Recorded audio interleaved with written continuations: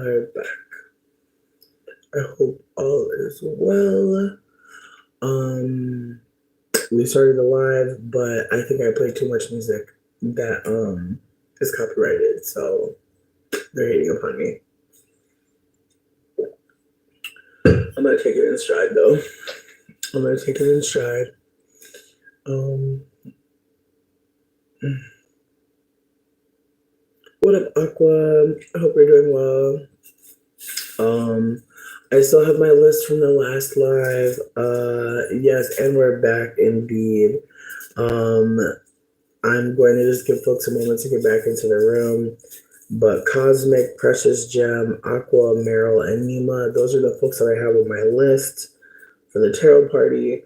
If there's anybody here that would like to be on the list, let me know. The list so far is Cosmic, Precious Gem, Aqua, Merill, and Nema.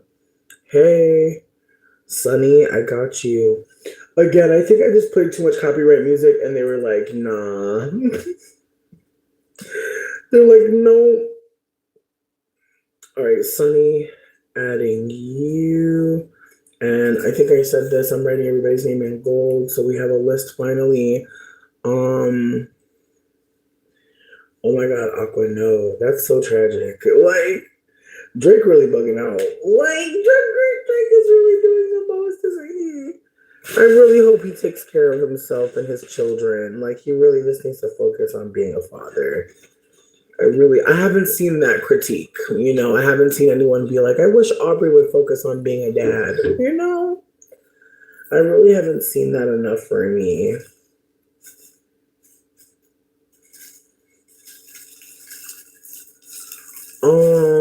You know what? Oh, Cosmic said general and from the top? Okay. All right, listen, I'm waiting on Cosmic because I don't want to do their read without them being here. I feel like if Precious Gem, if you're ready, okay, Precious said general top. Okay. All right, I'm going to move on to Precious Gem, and when Cosmic gets in here, we'll do Cosmic after, if everyone's cool with that. I'll just flip their placements. And Aqua. Okay, so like I said, the list so far is Cosmic, Precious Gem, Aqua, Merill, Nema, and Sunny. If anybody else wants to get on this list, let me know. But we're about to do Precious Gems reading. Precious Gem says they want a general reading and they want to start with the top. I gave a little intro on how the reads go, so I'm going to do it again since we're starting over. Basically, when I read tarot cards, what I like to do is ask your spiritual team if it's cool for me to get these messages, and then also thank my spiritual team for even just allowing me to be in this moment with you. Then from there, I pull the cards, top, middle, bottom, and then I start the reading with whatever card you asked for first. Then from there, I kind of just give you a little rundown, a little vibe. I feel like the longest it'll go is 8 minutes. I feel like the shortest it'll go is 3 minutes, just from what I've been doing recently online. With that being said, though, if there is a lot of question mark around things, I will pull another card for clarity, but typically I only need 3 cards. I will say recently I did a year spread for someone where I pulled 4 cards for each season, and that was really fun. But someone did hit me up for a 12-month spread one time, which was really fun too. So just put that out there. And then I'm open for the creative ones, I'm open to future spreads and things of that nature. So you don't have to get a reading like anybody else got a reading. With that being said, Precious Gem said they wanted a general reading starting from the top. And I think I said this before too, that there's different card placements I work with. The top card, I personally feel like, is a card that is screaming at us. It's a card that is the freest card. Nothing is weighing it down. It's the most abundant, clear message, rather. Whereas in the middle, it could really go a lot of different ways. I feel like the middle card usually can be interpreted wildly, whereas the top card usually is kind of like, it is what it is. Middle card typically, again, it can be a lot about feeling, internal introspection. It can really be our internal world and how it's feeling. And then on the very bottom, it could be things that maybe you're suppressing, things you're not willing to let go, um, things that you're really not really willing to speak up about, things that are maybe secrets, things that are in the shadows. But with that being said, I'm going to carry on. All right, Precious Gem, thank you so much for being here. Thank you for allowing me to read your cards. Precious Gem Spiritual Team, they said they wanted a general read, and they said they wanted to start from the top. Thank you, my spiritual team. I really appreciate y'all for just allowing me to just be in this moment and be present with Precious Gem. And I'm hella grateful that I get to do what I love and I get to be present in general. All right. Ooh. Ooh. We're starting off with the Ace. Okay. We got the Ace of Cups right on the top. All right. That middle card. Where are we coming from? Middle card. Ooh. Okay. Queen. We got a Queen of Pentacles right up here in the middle. And on the very bottom, what are we dealing with? Ooh, okay. You know what, baby? I know these cards very well. you got my sisters in here. You got my sisters. Now I'll say this: all the cards are facing towards you, meaning they are faced away from me. Which again, as I read, I'm gonna try to just drop some gems because I know some people like to read cards too or want to read cards, and I want to demystify it a little bit for you. So all the cards I pulled, they were all facing towards the querent. I like to imagine we're sitting across from each other, so some cards are gonna be easier for you to see than me, which means that these might be things that you already knew. You feel me? Sometimes when a card is flipped, we don't really know too good, but when the card is looking right at us, it can be kind of like, oh, okay. So first, as I said, we're starting off at the top. We got the Ace of Cups. Aces are seeds. Aces are new beginnings. Aces are literally the number one. And the Ace of Cups is big Cancer energy, big love energy. Cups are about our emotions. Cups can hold elixir. They can hold poison. A lot of different things can be held in a cup. But in this instance, we have a new capacity for love. We have a new opportunity to love, a new opportunity to manifest love and show love and express love. Now, this card can be read a lot of ways. Because it's on the top, it's a good sign. Especially since it's facing towards you, it means that you're getting an opportunity to love again. Maybe you're getting an opportunity to express yourself emotionally. Maybe you're getting an opportunity to do some kind of emotional work, maybe starting therapy. Thank you. Thank you, Ren. We appreciate you. As I was saying, though, the Ace of Cups sitting on top, it's meaning this is a good time. It's blessed. We got good energy coming in. But in the middle, Queen of Pentacles, she's a very expensive girl. Costs money to be her. Queen of Pentacles is big Capricorn energy. She's practical. She's, I don't want to say boring, but she has a bedtime. All right. And so perhaps the card on top is trying to remind you that you are worthy of new love. You are worthy of new experiences. You are worthy of so many good things that are going to come into your life, but you also need to prepare for them. That card in the middle might be you knowing that new routines are coming into your life, maybe new skincare regimens, new sleeping routines. But this queen, she's studious. She don't sit down, she don't slouch. And so in ways it might be preparing you, this new love connection, this new expression. Again, these two cards together very much signify that you're emotionally in tune, but that you're also realizing that to be emotionally present, you also need to get the right amount of sleep, the right amount of food, the right kind of water intake. Like it's very much giving that the emotions are finally able to be in a, like, resting inside of a healthy vessel, if that makes sense. Like you're taking care of yourself from the top to the bottom. Now, Whispers, double card. This one is at the very bottom. Again, they're all facing towards you, so it's all shit that you can see. Big Saturn energy. So again, grandfather energy, the energy of someone that has their shows that they gotta watch. They have their, when they wake up, they gotta have their coffee, their tea. Like this is someone that's trying to build a routine. And so the devil card, I believe, pops up to remind you that everything in moderation, especially moderation. Okay, do not forget that pleasure, sexuality, desires, those are things that are part of being alive. They're not just you fucking up or you not being what you're supposed to be. And again, when you're on your Queen of Pentacles type shit, it can feel like it's time to cut out all the childishness. It's time to cut out all the silly stuff, and it's really not. It's time to incorporate that in a different way, though. So keep that in mind, that there's some things that they're just a part of life. They're not necessarily you being bad or you cheating. You know, you're supposed to have chocolate in the house. That keeps bitches sane. You feel me? You're supposed to have certain stuff in your house. It's not a bad thing to have this thing. And again, it can you can overthink having good things in your home, if that makes sense. You can overthink it to where you ain't got nothing for when you're feeling like it's time to eat a little candy, it's time to drink a little soda, it's time to have a little carb, you know what I mean? So it's saying do not put yourself in a position to where you're binging now, where you're sneaking out the house at 2, 3 o'clock in the morning because you need to go get some fry bread. I'm telling you, keep the things in your house that you know that bring you some joy that maybe you don't feel all the way comfortable with. Yeah, exactly. You had to. But this is just a card to remind yourself that it's okay to be caught up in something. It's okay to have addictions.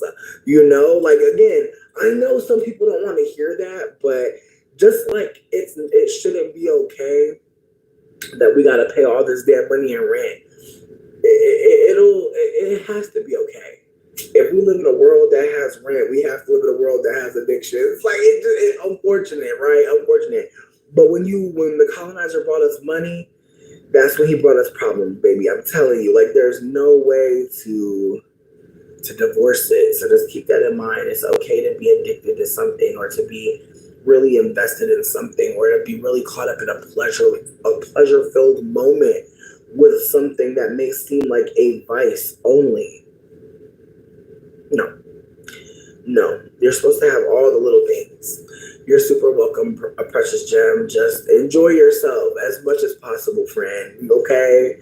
Build a life that has good stuff in it and stuff that, you know, who's asking if it's good? Who really knows if it's good? That's all I have to say.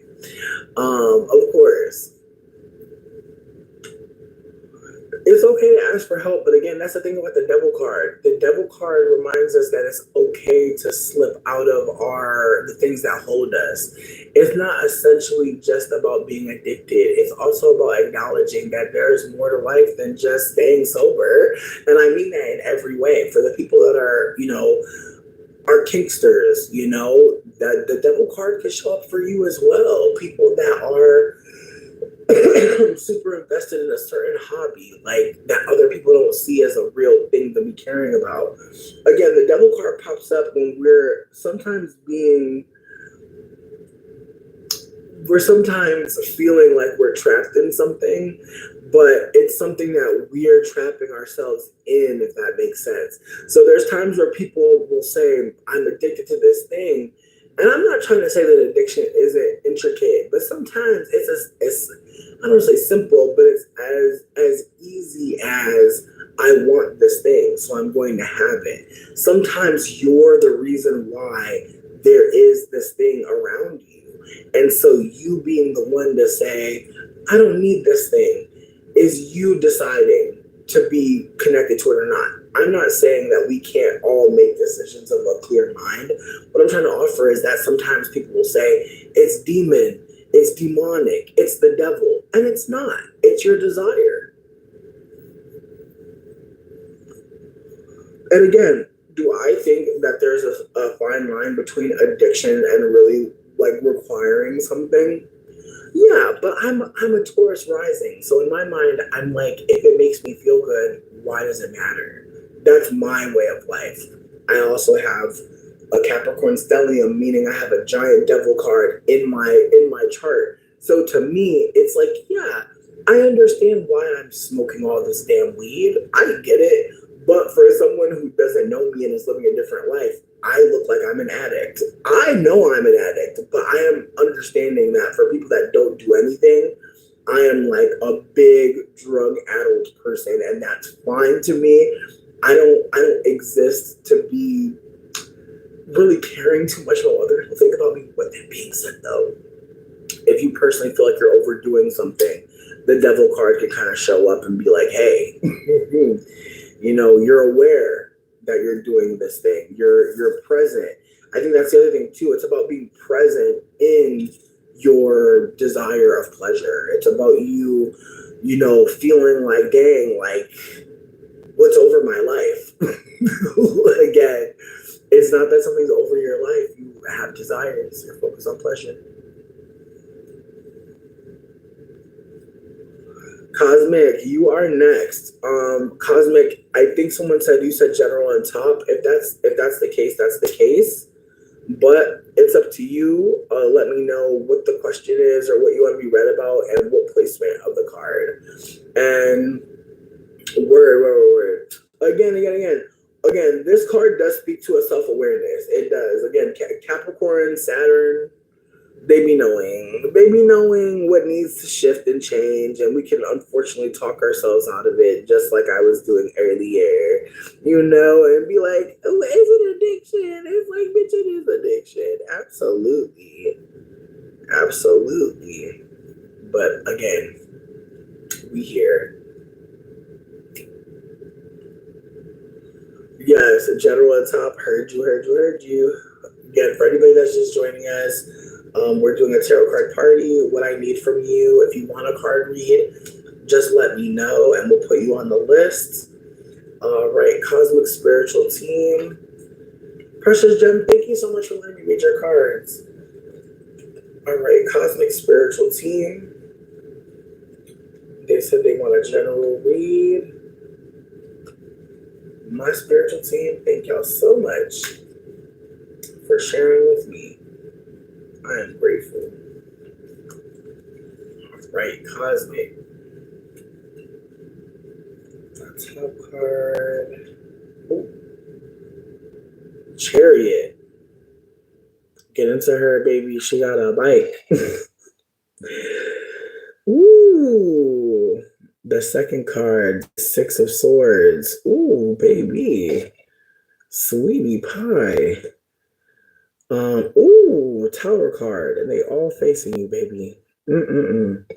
Yeah, this read a little bit intense, so we're going to just take a moment. We're going to take a deep breath. And this is not me trying to say that it's bad cards. It's not bad cards, but it's cards that show that you need some support, that maybe you're not willing to talk about it, but that's okay. The card's telling it. The card's telling us something. So Chariot card, this card is big Cancer energy. The Chariot, if you see it in traditional Rider Waite, you'll often see someone trying to help someone get away. Literally all these cards are about getting away, baby. Literally all these cards are about getting away.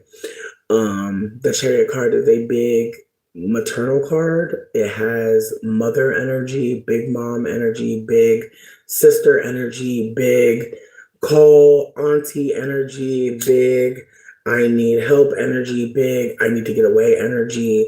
And again, Cosmic, I'm not trying to put you out there, but if you need support, please reach out.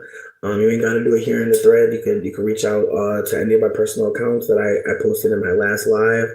Literally hit me on anything. But these cards are very much speaking of someone that, again, is not in an environment where they feel safe to stay. And so there's a lot of intervention from spirit to get you up out of there. So if that's what's happening, I hope that you choose it. I hope that you take that choice. But again, Tower moments, Chariot moments, Six of Sword moments. Sixes are usually about pregnancy. They're usually about some sort of birth. But the Six of Swords is typically showing a mother inside of a boat carrying her child away. And so again, there could be a situation where you're literally helping steward a younger person away from some violence, but it could also be that you have thoughts or dreams or little young goals, young fresh ideas, maybe even the idea of a business. Maybe literally it's a small business that you just started And it's not safe to grow it where you are. It's not safe to build it where you are. But wherever you are, it's not safe for young thoughts, for pure thoughts, innocent thoughts. It's not safe there.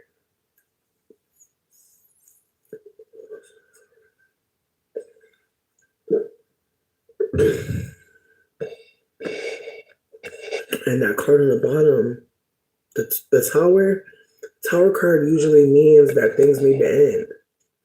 Things need to go. Things need to stop happening the way that they're happening. You have to leave. You have to walk away. And that's what this whole spread is saying. The whole spread is saying help, safety, and renewal. And again, if this ain't a reaffirmation, because I believe you said the Eight of Swords is what popped up for you earlier.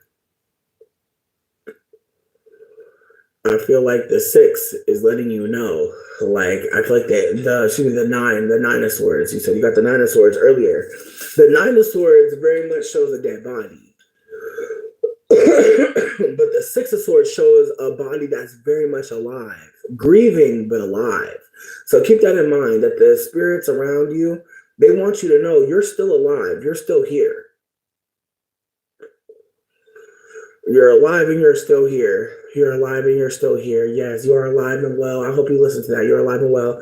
Because again, this read is very much giving like you deserve to be a different person, a different role, a different role. You have to kill that role of being the mothering big sister. You definitely have to kill it. You have to start telling them, I can't help you actually. Like I'm telling you, I just seen the chariot for somebody else and I had to tell them, I'm like, listen, you have to let them know, I actually don't have time for this. You have to be super direct with people because they're going to keep on trying to waste your energy. And I know that it feels cruel to say that they're wasting it because you love them. But loving them means loving you too. Loving you first, loving you more. And a lot of femmes are scared of that. Can we take a moment real quick and talk about how femmes be scared to love themselves more? That's going to be mean to somebody to love yourself more.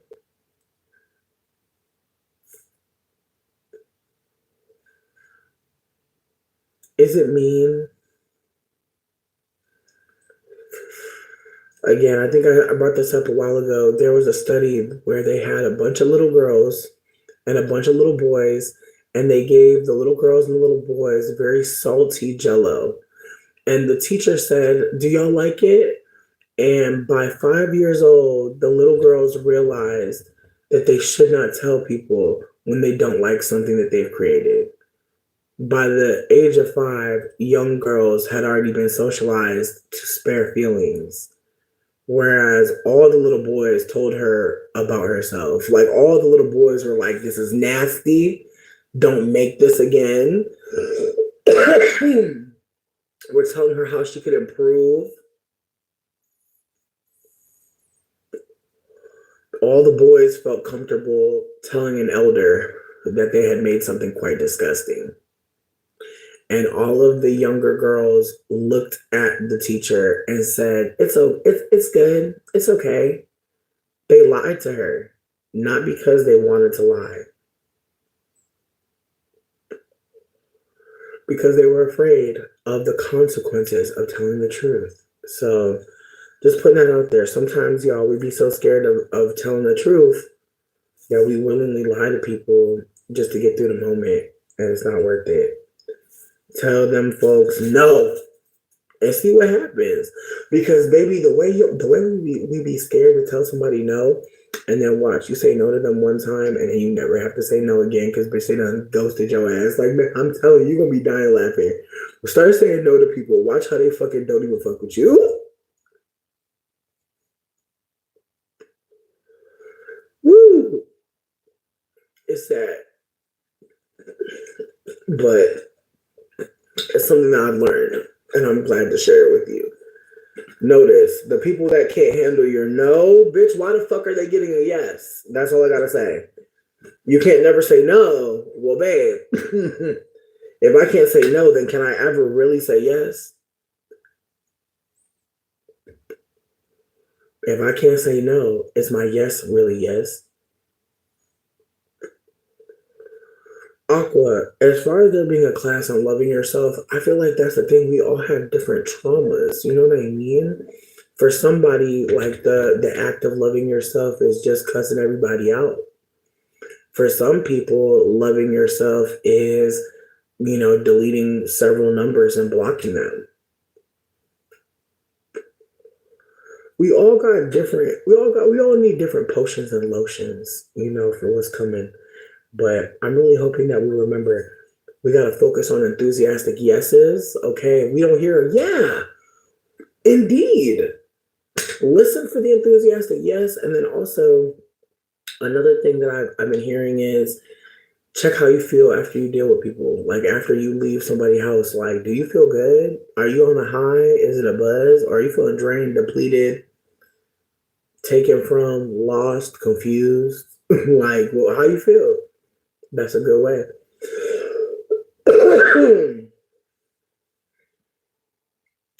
Precious gem, precious gem, precious gem. Thank you for saying that. Precious gem said, "A son is a son until they get a wife. A daughter is a daughter for life." Free us, free us, free us. Cosmic, thank you so much for letting me read your cards, but I have to just implore that like getting out of a situation, it be taking mad tries. Okay, we talked about this a couple weeks ago. How some people it cost them their lives to get away from certain situations. All right, it's not just men draining women; it's also families unwilling to ask the men to do a damn thing, but will call you in a moment. So just keep that in mind. None of y'all exist as a happiness machine. None of y'all exist to cater to other people's needs. None of y'all exist as a wife appliance, especially to your family and friends. It's been lifted up to me recently that a lot of people have been trying to use their friendships as a stand-in for romantic love. And it's awkward because I've definitely experienced that. I've had some friends ask me to do stuff for them that had me like, damn, can't we call a man? Can't we call a man? And in retrospect, I feel like I know for a fact that there are moments where I would never call a femme about this thing or that thing because I don't want them to have to deal with it. You know what I mean? I would rather call a man. I would rather call Miko and get my shit fixed. But again, I just want to put it out there that nobody exists to make your life easier. And if you know that, then other people around you need to know that for you as well. So please know you're not a bitch. You're not mean. Your family being unrealistic. And people don't want to talk about it, and it's frustrating. So for anybody here who's struggling with being the oldest daughter, I hear you. I really do. I definitely tried to reach out to my family today, and they played the fuck out of me, and it hurt. I can't even lie. But I had to sit with the reality that, these people ain't been for me. They have not treated me good. They have not loved on me correctly. So why would that change just because I wanted them to? I have to remember, like, sometimes I be wanting stuff, don't mean it's going to be what I get. And holding that, it takes some humility, it takes some motherfucking vulnerability. Yes, you recently let go of a whole friend group. I love to hear that. Yes, because you're not their mother. That's the thing. For the people who are the mom friend, you're not their mom. But easier said than done, bitch. Easier said than done. Um, Cosmic. Okay, hobby groups, Precious Gem. What's your hobbies? Share with us. Yes, no. I love the camaraderie in the comment section. Y'all are always so sweet to each other. Aqua is the next person on the list. And after Aqua, it's gonna be Merill. Aqua, if you're around, and want to let me know what kind of reading you'd like, keep in mind if you have a question, y'all. If anybody has a question, then let me know. And which part of the bitch, it's the way that I want to play this song, but I know they're gonna fuck up my fucking whole shit. They gonna bleep my whole bleep. Hey, Aqua. Yes, listen, the chat is so fucking cute. I'm so grateful. Thank you. Just thank y'all for being just everything that y'all are, because this chat really has gotten a lot of people through a lot of things. Just know that the chat has really helped a lot of people. Because, baby, it's the way I was watching a couple lives from like months ago, like lives from like 11 months ago, and I was just crying laughing because the comments, like y'all really make the live. Like, please know, like I be coming here and be freestyling, but y'all hit every night. Just please know, I swear, I'm so fucking grateful. Ooh, sidebar, can I tell you something that made me laugh, like to the point where I almost threw up? This is unrelated to everything that's going on right here, but apparently, listen, I don't follow Drewski's career. I don't know that man, but apparently he made a little baby cry, call him fat. And baby, why did somebody in the comments say that Drewski looks like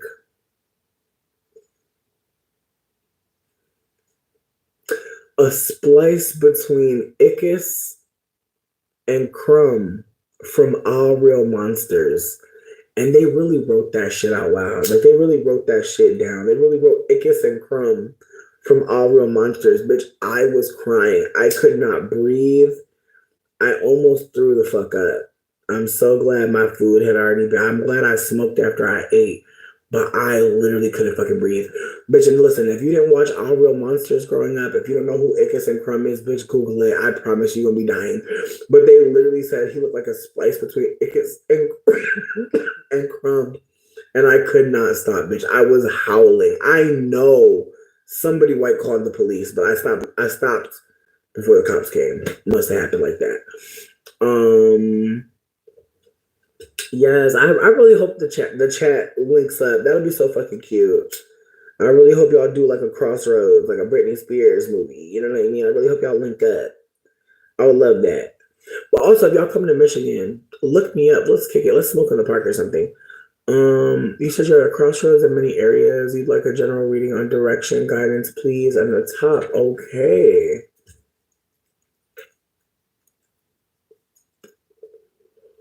Ooh. You know what, Precious Gem? You're not lying. And shout out to tennis. That's exciting to hear. Like, I was thinking about taking a dancing class recently just because I really don't know how to dance, but I would love to learn one good move. You feel me? Um, Not he do actually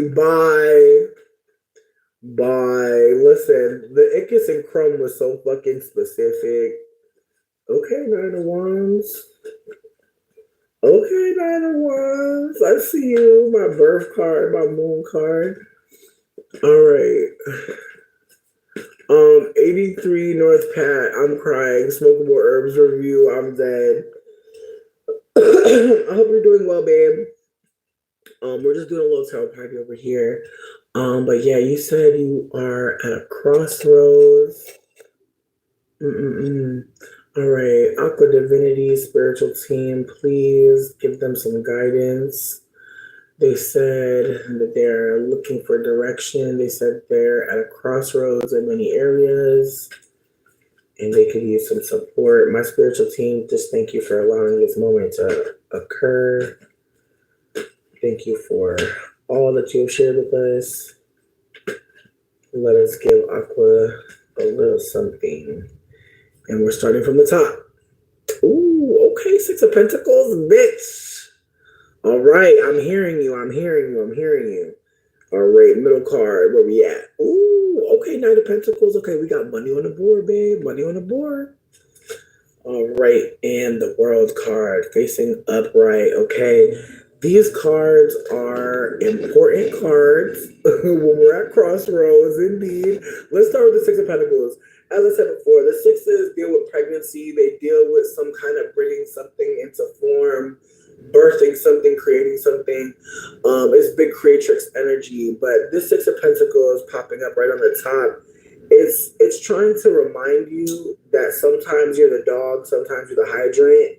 Remember where you come from. Remember where you've been.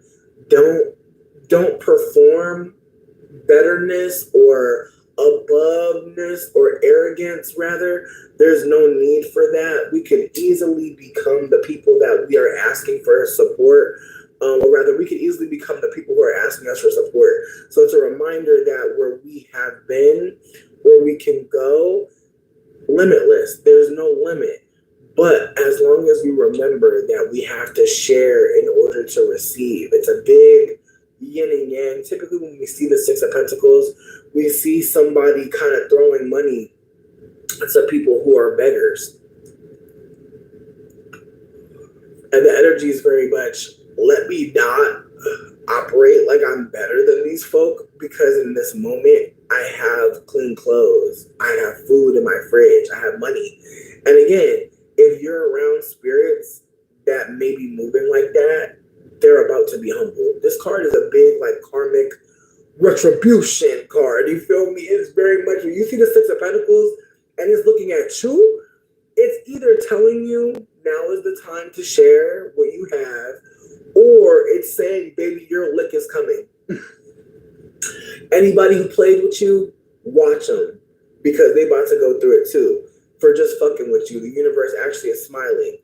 But the Nine of Pentacles, which was in the middle, which is in your gut, which is giving, you're about to become someone who defends money. And when I say defends money, I mean you're about to be someone who is defending your money by working towards it. People say that the Knight of Pentacles is one of the most boring knights out of all the knights, but they think he's boring because he's playing chess, not checkers. He's taking his time. He's watching the board. He's sowing seeds in a garden. The Knight of Pentacles, unlike the other knights, is not about to just run up on you and beat your ass. Like, knights usually are fighting. He's the kind of knight that's like, let me think for a moment. Let me consider my future. Let me consider how things can work for me to win over time. What can I do to apply pressure gradually? How do I not rush into it and burn myself out?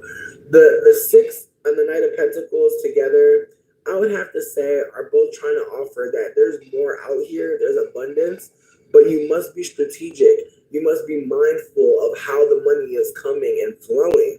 Because if you're not able to put it all together in the right way, you may find yourself at the mercy of someone who may not be as kind or as generous as you've been. So with that being said, this is a card that, these two cards together, I think are a reminder that you can only work for you. Like your wealth and your expertise, like that is for you to use for yourself. If you're trying to teach somebody something right now, you're trying to uplift something for someone else, stop. Stop immediately. Put all that energy back into yourself right now, because what you're going to find is you may have been offering gems to people that could never really see it as such, and so they've been looking down at it, and you had to work harder because of that. Whispers, things that maybe you're not willing to hear right now. There is another world, another phase, another life. There may be a job opportunity. There may be a moving opportunity, a new housing, new something. When we get the world card, it means that we have completed a chapter, okay? World cards are tens. They're completion. Their things are over so that you can live a new life. So keep that in mind, that when we get the world card, it means graduation. It means becoming maybe a manager after being a supervisor. It means, becoming an owner after being a renter. It means graduating from college. It means getting that raise. Yeah, the Six of Pentacles can be a little confusing, but again, when you see it in the cards depictions, my cards don't really always show. Evolution. Thank you, baby. Thank you, Meryl Streep. I needed some help. Thank you. But yeah, no, the cards are definitely a reminder that you have another life, another phase, another era. And again, that can be hard to see. The Six of Pentacles can be a card that can feel a little exposed. You know, like I said, when we pulled the Six of Swords before, the sixes are dealing with trying to protect something sacred, something that's necessary to protect. It's about protection. It's about, as I said, pregnancy, stewarding something new into form. And so that Six of Pentacles is trying to offer a new way of existing, a way of sharing with each other that doesn't seem so rigid. It's genuinely about mutual aid and gift-based economy. It says what goes up must come down. Those who have it may one day not have it. Those who may not have it may one day have it. And so keeping that flow in mind, that when you get money and you're able to share with other people, do you? And if you have nothing, are people, around you that will show up for you? Are they there? Again, the card very much asks us, like, who are we? Who are we in community? Are we the person that is able to share and does so? Or are we the person that is able to say, I need help and reaches out? Who are we? Are we a sharer? Or are we someone that is knowing that we deserve to be shared with? And again, there's dignity in both positions. But when we don't pay attention to our needs, when we pretend like we're good, when we turn away from people sharing with us, when we turn away from sharing with other people, how do we lack protection with each other? When we perform like we don't need each other.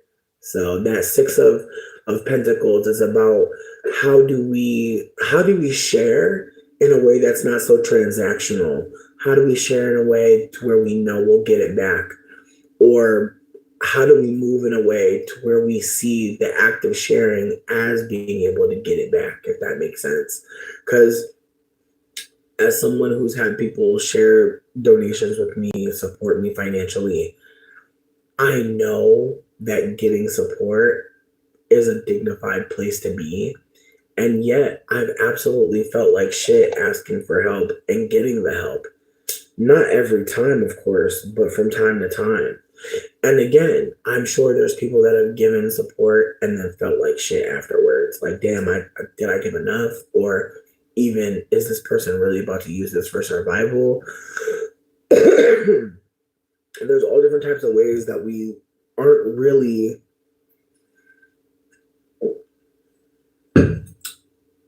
a part of the flow of mutual aid, and we're kind of just operating out of lack or, scarcity. Aqua, yes. And see, that's the thing, like applying for a managerial position, it can be intimidating, especially to women of color, because again, the managers be white, don't they? A lot of times they be white. And so I get it. Listen, the Torrid around my way is hiring for a manager. And I just started thinking about how I really don't want to work at Torrid. I really wouldn't want to do that. But then I started thinking about how, maybe there's a way. I don't know, baby. It's retail. That's that. It's like I'm cool to work a desk. I'm cool to work a front desk, but manager, I gotta order all the clothes. I gotta get cussed out by other fat bitches. I don't know. Because that's who they want to cuss out. They don't want to cuss out the girlie at the front desk. They're not going to cuss her out. They're cussing me out. Oh, yeah, no, I can't see it. But again, go for your dreams. Go for your dreams. All the cards are saying it's time. The cards are saying trust it. Trust it. But also don't be on some, I got it so you can get it. Some people can't get it right now. That's okay. Cards are very much trying to share with you that there's abundance, there's so much love. I want to say the sixes are also ruled by Venus. So big Libra, big Taurus energy, big sharing, caring, good food, good energy, laughter. Oh, it is. Oh, it is. But nah, Aqua, you definitely got some good cards on your side. Good energy. And again, the Knight of Pentacles, he calculated. He studies money. He studies money. He defends money. He protects money. Okay, so you're in protector mode. Okay, listen to some Janae Aiko. You are protected. You are protected. Okay. Trigger protection mantra, bitch. It's good for everything. All right, Aqua. I appreciate you for letting me read your cards. Just thank you for all the love and support that you've offered, and all the kindness, and just all the hilariousness. Because you are really one of the funnier people in here. No shade to anybody who's funny, but Aqua really be having me crying. All right, Merill. Merill, I'm glad you popped up. I'm glad that we got to connect tonight. If you're here with us, Merill. Yes, Precious Gem with the advice. Precious said, let them tell you no. Right. Don't tell yourself no. Don't be the one that cuts your wings before you fly, okay? If they're going to try to cut your wings, it don't even mean they're going to get to do it. They may attempt and you still fly. All right. Absolutely. Absolutely. If Meryl is not here, we're going to go to Nema. And again, all I need is people's question and or desires and where they want it pulled from. Oh, you at a dead end?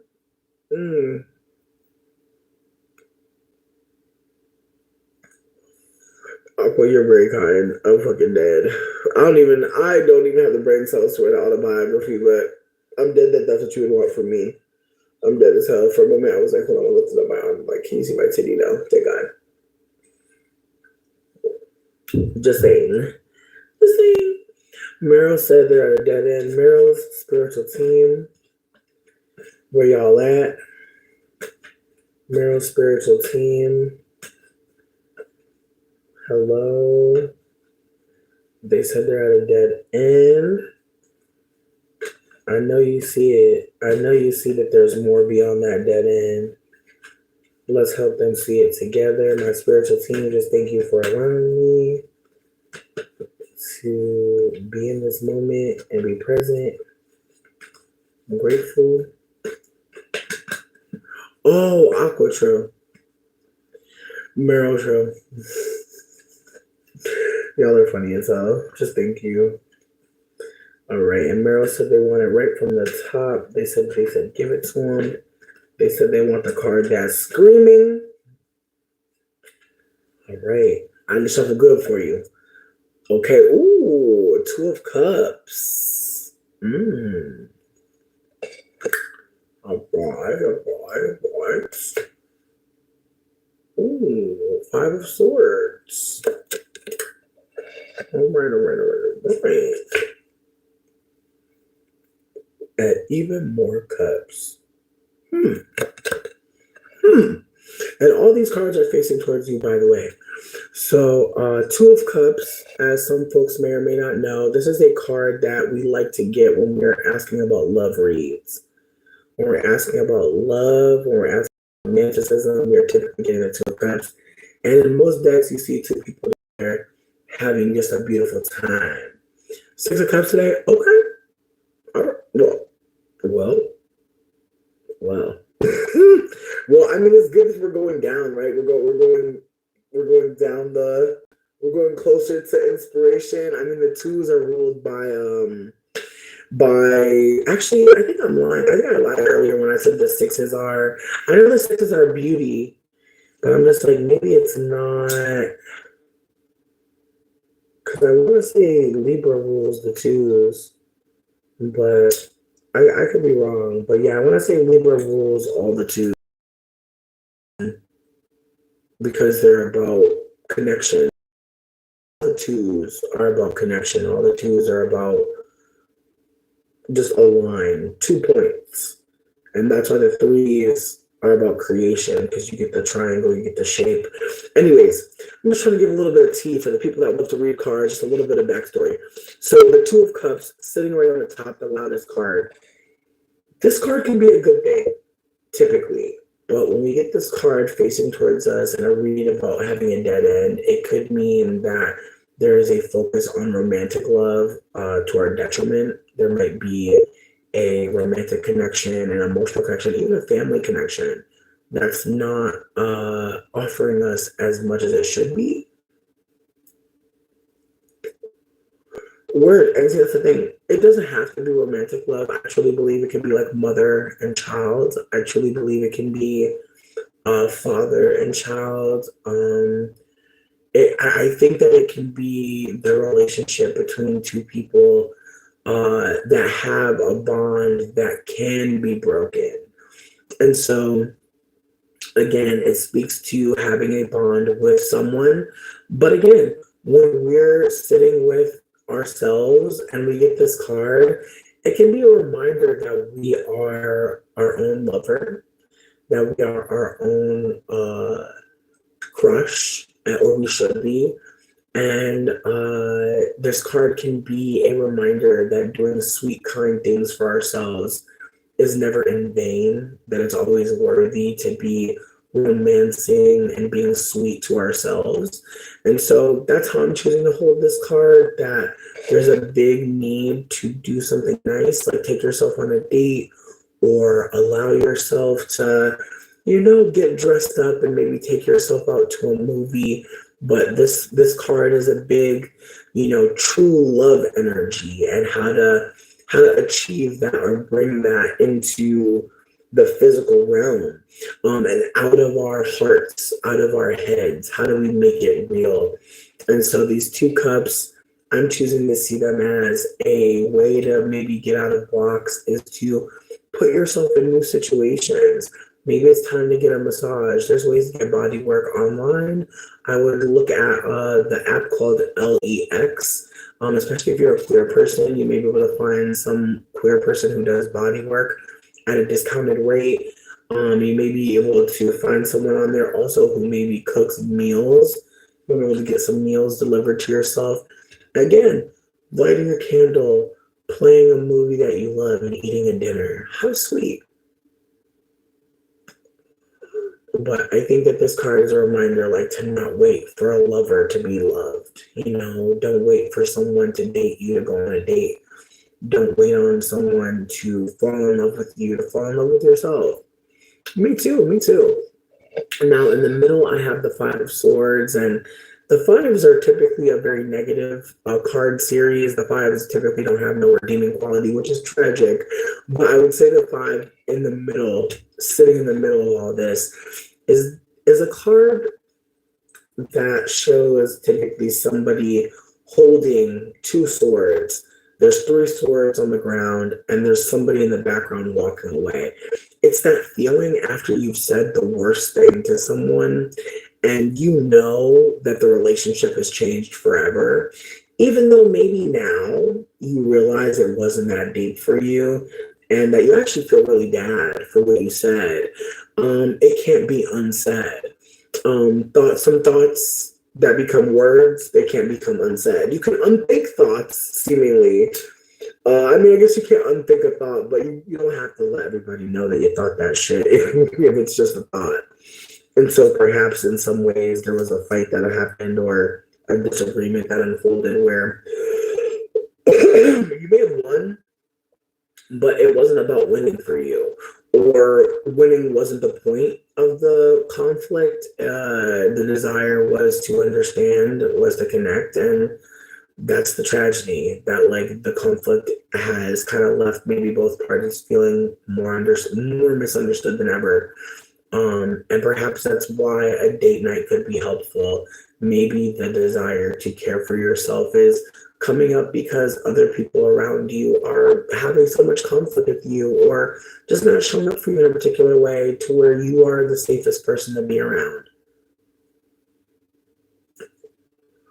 For whatever reason, stay away from people that got you feeling uneasy. Stay away from people that hit you with a gotcha. I understand it may not be the easiest thing to do, but try to make it a little easier for yourself to be away from people that are not saying nice things, that are not inspiring kind thoughts. But swords are always mental. Swords are always dealing with air sign energy. I want to say the Five of Swords is like Mercury in Aquarius, honestly. or Mars and Aquarius. I would not be surprised if it was Mars and Aquarius. But it's very much definitely work. But the Five of Swords definitely is a reminder that like not all fighting is good, not all conflicts are going to be resolved, and also certain fights that we engage in, even engaging in the fight will have you fucked up. Like even just letting yourself be in that space to be around that kind of energy and give yourself to that can be the worst thing you can do. Now, things being whispered, little secrets in the deck. Three of Cups. When we see the Three of Cups, typically we see kind of like a marriage between church and state and self, which I mean, for some people, the Three of Cups is like a marriage card. It means that, we're going to the chapel, going to get married. But this Three of Cups could mean that you, your healthcare provider, a therapist, your favorite autistic STEM, and your favorite series. But it's very much giving there's more than just one other person or one other thing that could help in this moment. And being in the presence or company of all of this resource and all of this health and help can be what helps restore in ways. And again, having the Two of Cups on the top and the Three of Cups on the bottom being suppressed, it may again mean that like there is a fear perhaps of connecting with people. There's a fear perhaps of being romantically or emotionally connected with people, and that's okay. But there is a conflict that may be unfolding that brings you to the reality that you do need people, but maybe not in the romantic way. Maybe you need people in a friend community way. This Three of Cups is way big community and support from divine, support from structures that have been predetermined and pre-created. And so the Three of Cups, I would say, is another mutual aid card, just like the Six of Pentacles. Yeah, no, absolutely. No, this again, the card is showing that like you are the love of your life, which is great. But in order to perhaps get to deeper connections with people, having the trust, you probably need it to be a setting that is a little bit more in the vein of trust and community. Because again, Three of Cups typically shows like a bunch of people connecting under the same goal and having the same kind of like energy around commitment and friendship and trust and love. And so there's kind of this energy of like, I need to know that these people are on the right type of time before I invest in them.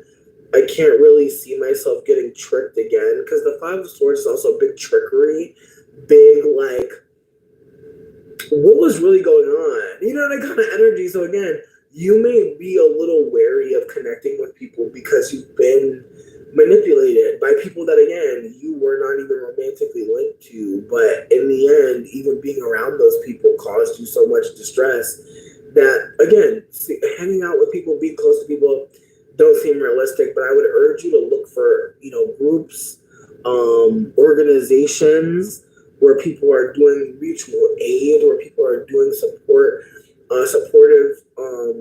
community style meetups and activities. Like for instance, tomorrow or later today, because I'm not sure what time it is now, but I'm going to this event where like they have a free store where people are donating things for people to just take. There's also going to be food and there's going to be free tarot cards read by me and this other person, which is really exciting. And then there's also going to be an area where people are mending clothes. Like if you have holes or rips in anything, you can bring it there and they'll repair it for free. And so again, like, and then there's drinks too, there's a bar. And so it's really exciting to think about this space and being present. But it's also really exciting to think about how things like this can just happen, how people can talk to each other and say, you know what, I want to put on a music event and I want to make sure that there is a place to get canned goods and I want to make sure there's a place for people to get tarot card readings. It's just like, wow, like sometimes going to certain places reminds you like how magical the world really is. And I'm saying this during your reading because the inspiration behind going to something like this was somebody dreaming it, somebody dreaming of this as a reality and talking to enough people to make it real. And so what you may need is to find where people have organized something that you can trust, that you can appreciate as well. Yeah, again, these cards are very much who are you? You do not pass the security clearance check. I'm not sure if I should trust you. I'm not sure who you are. License and registration, please. I'm doing an ocular pat down. I hear you. Merill, I appreciate you for being so candid with us. I love when people are like, yes, the read is reading. Thank you. Thank you so much. Thank you all for being here. Okay, so we have 2 more readings left. If anybody is new here and wants to get on the list, let me know.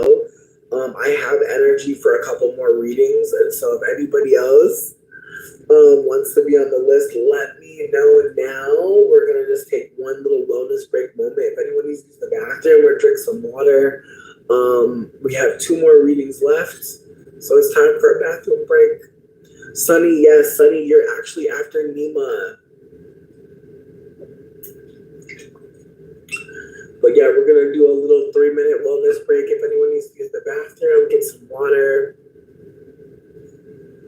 I just want the last 2 readers to just be able to be comfortable. Of course, Sunny, thank you for being here. I appreciate. I know I overslept on the read, overslept for my own party. I'm embarrassed as hell, but I still came. You know what I mean? Like I still shut up. I still came. So with that being said, I want to say 2 more minutes. So we are still 2 minutes out from Nema's read. And Nema, if you already know what you want me to read, let me know. And what position you want the card read from, the top, the middle, or the bottom. And if you want it to be put on the list, just drop an emoji. I want to say we'll probably get out of here in about 30 minutes if nobody else adds their name to the list. So we got about 30 more minutes of this live. For anyone that needed a time check because they're trying to go to bed. Yo, no, Nema, thank you for saying that. Yeah, I think I was supposed to come when I came. Let's say that.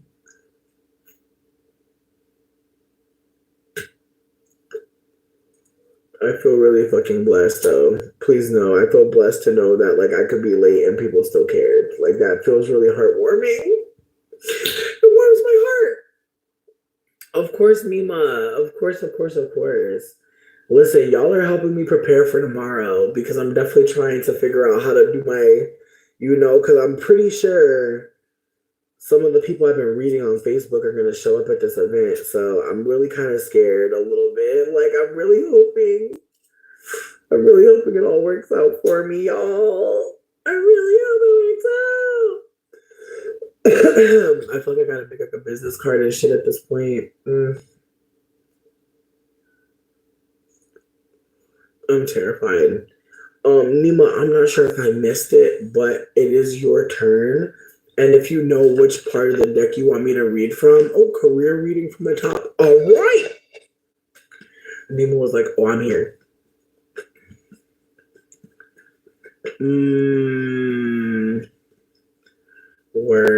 Word. I hear you. I hate jobs that drug test. I hate them so much. 7 years. I heard you. Damn, I know you be slaying the hair. I know you be doing it. Nema Spiritual Team. Hey. Thank you so much for hearing me. Nema is really looking for some guidance around their career and trying to figure out has it been worth it, all of the suffering. And they really need to know. And my spiritual team, just thank you for allowing me to be present in this moment and to get this tea. Because I really do wonder too. I am curious as well. Oh, hey Eddie, hope you're doing well. Ooh, okay, Six of Swords. All right, that was right on the top. That was right on the top. Queen of Cups. All right, my queen. My queen. Queen of Cups, big Pisces. Ooh, Chariot card, big Cancer. Okay. Then we got water. We got a lot of water here. Now, these three cards, I haven't been holding them up, baby. I know I haven't been holding them up. But I'm holding them up now. I'm holding them up now. Okay? Because I want you to see where we're at. Okay? I want you to see where we're at. All right. So, first card we pulled out, Six of Swords. We did talk about this card earlier, but in the context of, is it worth it? Is it worth all the suffering? What have I done? You know, what am I doing? This card is very much a card. As I said before, it shows a mother carrying a baby on a boat, trying to get to safety. And so this card is typically very much run, leave, don't do it, reconsider, read some literature on the subject. You know what? Fuck it. Anyways, so yeah, the Six of Swords is typically telling us that this is not where we need to be. However, I do want to know. Queen of Cups, big Pisces energy, big swimming in a circle energy, big psychic energy, big psychic download energy. I'm not trying to be biased, because you know I'd be smoking, I'm about to smoke again right now. But what I'll say is this: there's ways to get the same healing from THC from other plants. If weed is something that scares you from getting the drug test and the not getting the job that you need or want, that's valid as hell.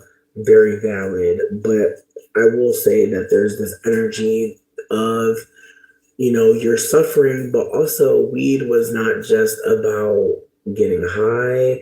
And again, I know that some people who don't smoke weed don't understand this, but there's some things that weed offers us that, some people are not going to be able to understand, and that's okay for them. They don't gotta understand it. They're not smoking it. But Nema, if you know that the weed be giving you a peace of mind, then let's have a conversation. Because I feel like I told y'all before, there's different plants that do the same thing as weed, but you just need to look into, what type of vibe you're looking for. For the girlies that need to go to sleep, for the girlies that use weed for sleep anti-anxiety, that's going to be valerian root. You're going to look into valerian. You're not going to need indica if you have valerian. If you drink lavender tea, lavender has terpene called linalool, because that's the thing. When you're smoking, you're getting something called terpenes. So that's why I'm saying what I'm saying, friends. When we're smoking weed, we're not just getting THC, we're also getting the terpenes in it. And so some weed strains do mimic things like Adderall. Some weed strains do mimic things like cocaine, and some mushroom strains as well. But there are other things. There are other plants out there. And just like when you see like the nighttime baby lotion and it says lavender, look up what's in lavender and why it's so calming. It's the linalool. That is also found in indica weed. Purple strains of weed typically have lavender notes, and it also has linalool. So, putting that out there, that some of y'all don't need to smoke no weed. And again, as someone that does what I do for work, as someone who grows weed, as someone who grows mushrooms, as someone who is a plant medicine expert, I know that some people will think I'm biased. And that's why I try to keep in mind that there's other plants that we can use because I don't want to be biased. I want to be the bitch that tells you about the other shit too. Because again, your weed plug not going to tell you about linalool. He don't need to tell you about linalool. You're smoking his purple flowers. But if you can get yourself a lavender tea, you can get that rest and relaxation. Um, word. Okay, so you smoke weed for laughter? Heard you. Yeah, listen, like Nema, reach out because I got something for you. And again, I want to put this out there for anybody out there who's scared of doing addictive drugs. I'm telling you about the plant medicine because they're non-addictive. But also I'm telling you about mushrooms a lot because mushrooms are the only substance that I personally feel like is non-addictive. I genuinely think if you take mushrooms, you'll realize that it's not something you can really just take every day. First of all, it has a 3-day tolerance. So you couldn't take it for 3 days straight unless you were doubling and tripling. And by then, your body just gonna put you to sleep. Like that's the thing. You take too much of it, you go to bed. Like that's the thing. So just want to put it out there. I'm not saying every strain. Some strains are a little bit more cerebral, mental, and uplifting, and can definitely hit like MDMA and have way more holographic energy. Whereas there's other strains that hit like a Ambien. They're hitting like, an opiate, high grade. Um, you lost your ability to play.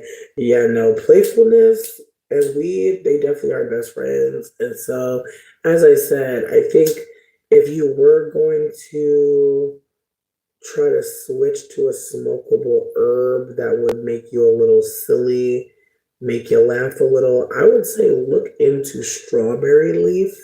And I would also say look into Damiana. I feel like those two might offer a little something, but I don't think there's anything wrong with smoking weed. Obviously, I'm biased, but if it's for a job advancement, if it's for doing something more for yourself, I hear you. Now the last card, the card on the bottom, the Chariot card. This card is kind of giving like maybe a move is in order. You know, like maybe it's not just about the jobs, it's about the clients. Maybe it's about going to a place where there's a clientele that has a little bit more money. But this whole spread was very much about rescuing yourself, very much about pulling yourself out of perhaps a delusion or allowing yourself to enjoy things again. Because again, that queen, that Pisces queen, she very much loves to laugh, but she also has a belief system. And so there's a part of me that feels like you don't just smoke like just to smoke. Like you really do believe that play, pleasure, joy, they're an integral part of your life. And so these cards are just kind of giving you are not just here to be a drone for corporate. It's not working. You're not mentally feeling protected, safe, comfortable. And also the ability to play, the ability to just have a silly little time. That's actually quite sacred for you. That's a part of your ritual. So it's giving, get your ritual back. It's giving, do not put yourself in any more harm's way. It's giving, move. It's giving, it's time to move versus switching up how we're operating. And again, moving is not easy for all of us. Most of us can't afford to move or just put ourselves in a different state, a different city. But I would suggest that this is the time to be trying to ask people that you're closer with, like, can you tell me what this city is like? Can you tell me what it's been like to live in this place or that place? It's just giving like now is the time to be trying to figure out where is a better place for you to be. But it's definitely not giving sit still. If anything, it's giving revisit,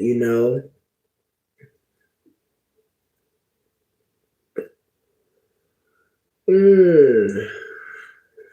But here's the thing though, if there's a lot of work to be done in the home you inherited, maybe it's time to talk to somebody about selling it. Or maybe not selling it, maybe renting it so that you still have it, but that you're actually making money from it passively. Again, these cards are giving like you should probably not be there. And it's nothing about you. It's nothing about you. But it's definitely giving like you probably should not be at that place physically. But again, you leaving with your idea is what made matters the most. That Six of Swords is saying leave with your ideas, leave with your creativity. Because your grandparents' house, you hate it here with them gone, but you hate to let it go. Again, don't let it go. Talk to a property management group or somebody for real, or reach out for some to somebody. I'm not sure if you're in any mentorship groups or any groups for women of color who are trying to figure out how to you know steward land. That's all I can think is definitely talk to someone who knows more about this because you should be able to rent the space and still be comfortable in another place. But you may find that selling it or renting it to someone who's going to rent it, that may be the easiest thing. But these cards are very much giving, this ain't for you. This is not the place for you. And if you do need to go corporate, if you do need to go somewhere else, don't tie yourself.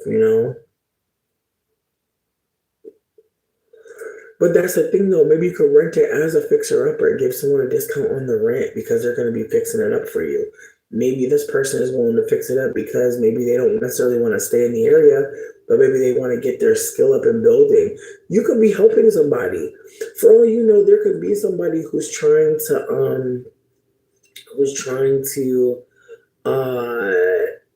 they're trying to get their worker their hours for trade school. Like that might also be another thing is reach out to the trade school in the area.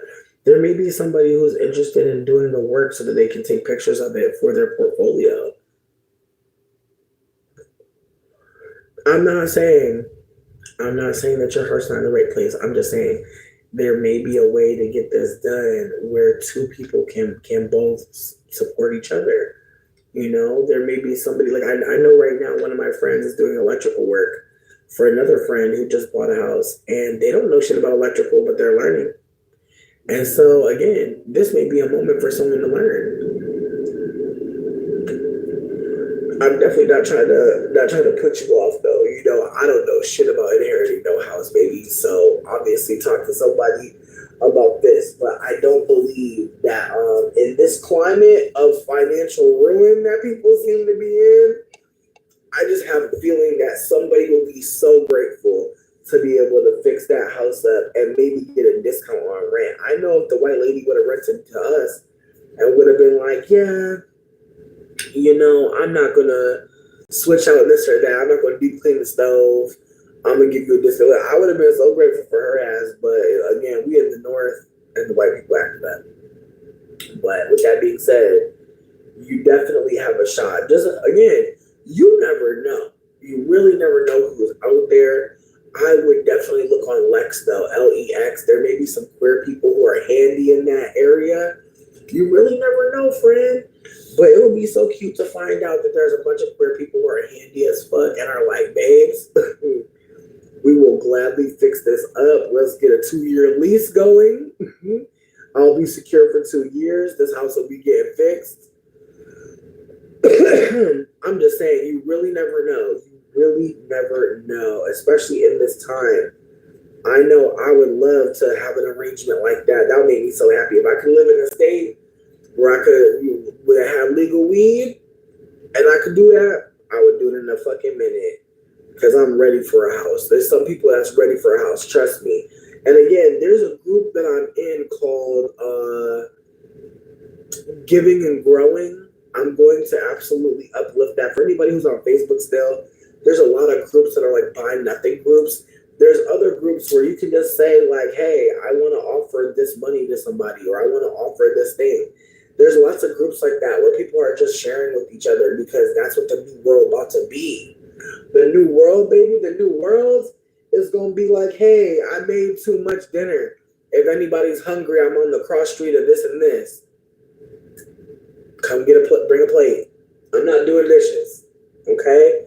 That's the new world. The new world, the future is going to be indigenous. The future is not going to look like how it's been looking. So we got to get more comfortable with that. So just keep that in mind. There's going to be places online where people are going to be offering houses like you have, houses that need fixing up, and people that need this to live somewhere. Honestly, like my friend Kim, they're in Last Chance Housing and they're doing like online sex work. Like, what was the keys? Maybe me, you, and Kim should talk because baby, they got seemingly $1,600 a month to pay this for a rental. So and then as I said, they're working online. So who knows? Who knows? Who knows? Who knows? Who knows?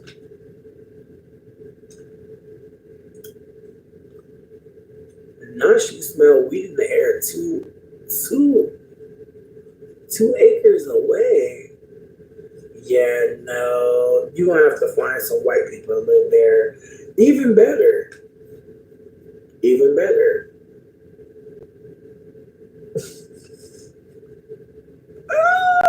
Honestly, bitch, at this point, because that's what I would do. I would find some white people that want to start a farm, give them a 2-year lease, discounted rate, and let them handle it. And then from there, rent it out as you want to, but at least lock yourself in for two years of money.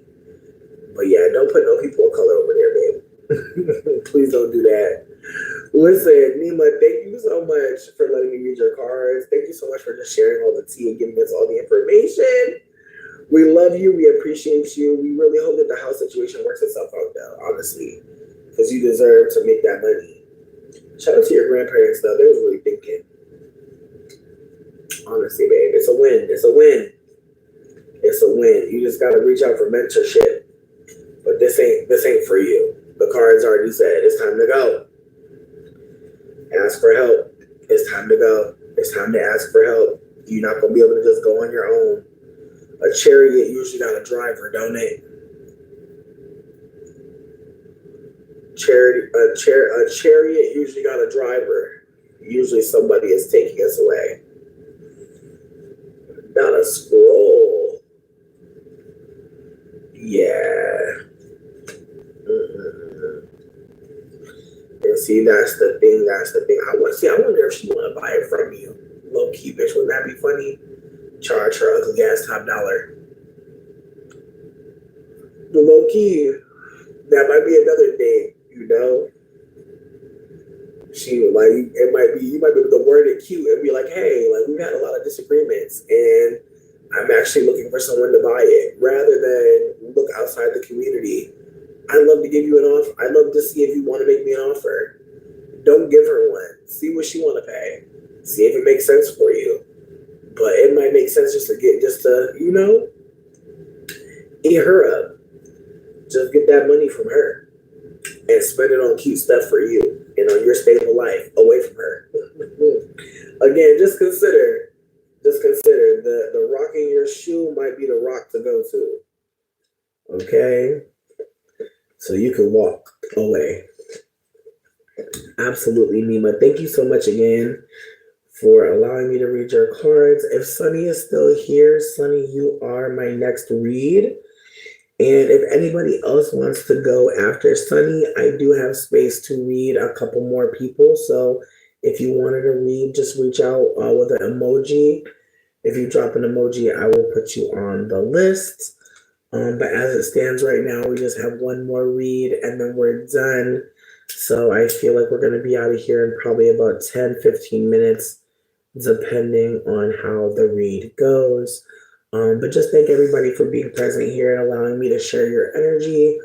It has been amazing. I love coming here and reading tarot cards. It's so fun. What actions and personal development work should I be focusing on now to build and sustain my in-person community? Okay. Sunny had questions. All right, Sunny Spiritual Team, thank you for allowing me to read their cards. They said they're looking for some guidance around personal development and actions in order to sustain in-person community.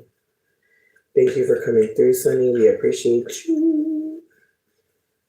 And my spiritual team, you already know. Thank you for keeping me up.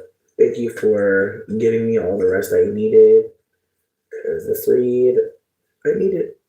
Thank you, thank you, thank you. Okay. Top card. Ooh, Eight of Cups. All right. All right, Eight of Cups. Okay. Very loud, very loud. In the middle, we have the Moon. Ooh, I love my deck so much.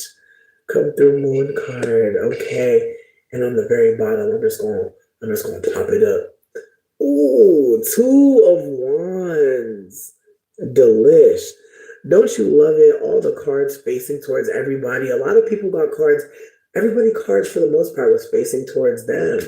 Is anybody noticing that? A lot of y'all have very powerful energy on your side. When a card is looking right at you, baby, it's so easy to see.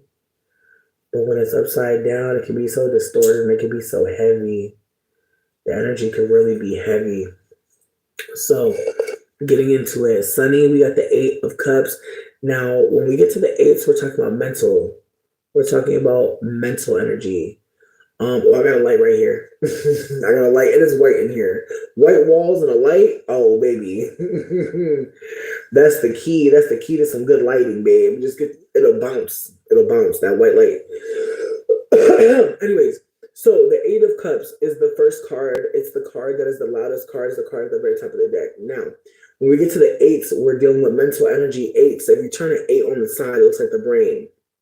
That's how you remember that. The eight, the two parts of the brain. The eights are not just mental, but they're also heady, cerebral, kind of internal. And so it's hard for other people to penetrate that energy at times. The eights can be very isolating. And so, with that being said, the Eight of Cups, when we typically see the Eight of Cups in the traditional decks, we see the cups arranged in a way to where there's five on the bottom, two, and then you'll see someone walking into the mountains, and then you'll see one last cup to the right.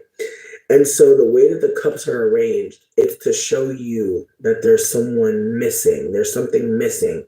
And again, all the cups are there, but the way that they're spaced so that you can see that one person escaping, that's the spirit of this card.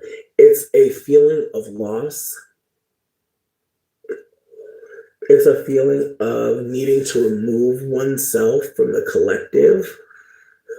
It's a feeling of not getting one's needs met, perhaps. And it's also a mental anguish. And so people may be around, but they don't feel the feeling isn't come closer. The feeling isn't I'm accepting you. The energy is very much perhaps an internal conflict of self-acceptance. And so as you were asking, what can you do? What personal development work should you be focusing on? I would say this card is very emphatically asking to be removed, is emphatically asking to move away. And perhaps maybe this card is there to remind you that you don't have to do those things, that you don't deserve to remove yourself from community in order to be a part of it, that you don't have to necessarily be,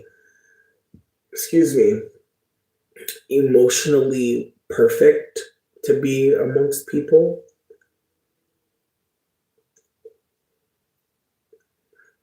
That perhaps your sadness is not the barrier you think it is to connecting, that being hurt, that feeling lost, that feeling removed from the collective isn't the isn't true. It's not. It's like just because you're thinking that people don't care about how you're feeling, that shouldn't be so powerful enough to push you away from everyone. And again, this card is very clear that this person does not feel like they can be held right now. And so perhaps maybe you're truly feeling like you're going through something too deep to be amongst people. I feel like that's why the moon came next. We are so many different phases, aren't we? Notice this is the crescent moon, but sometimes we're full, sometimes we're not even perceivable. We're constantly shifting. How people perceive us is constantly changing. Some people see us and they love us and they know that we're so worthy of care. Some people look at us and we're not safe in their eyes.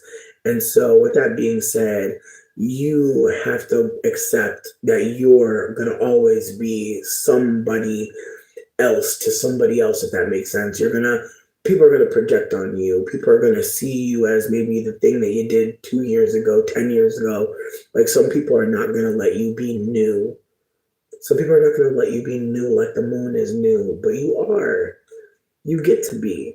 Just like we get to be crescents of our old self, just like we get to be waxing moons of our new self or super moons in our new life. Like this deck with these two cards, the eight and the moon sitting next to each other, I truly believe is a reminder that you're going to constantly be ebbing and flowing. You're going to be crying. You're going to be screaming. You're going to be laughing. You're going to be telling, silly, silly stories about people in the past.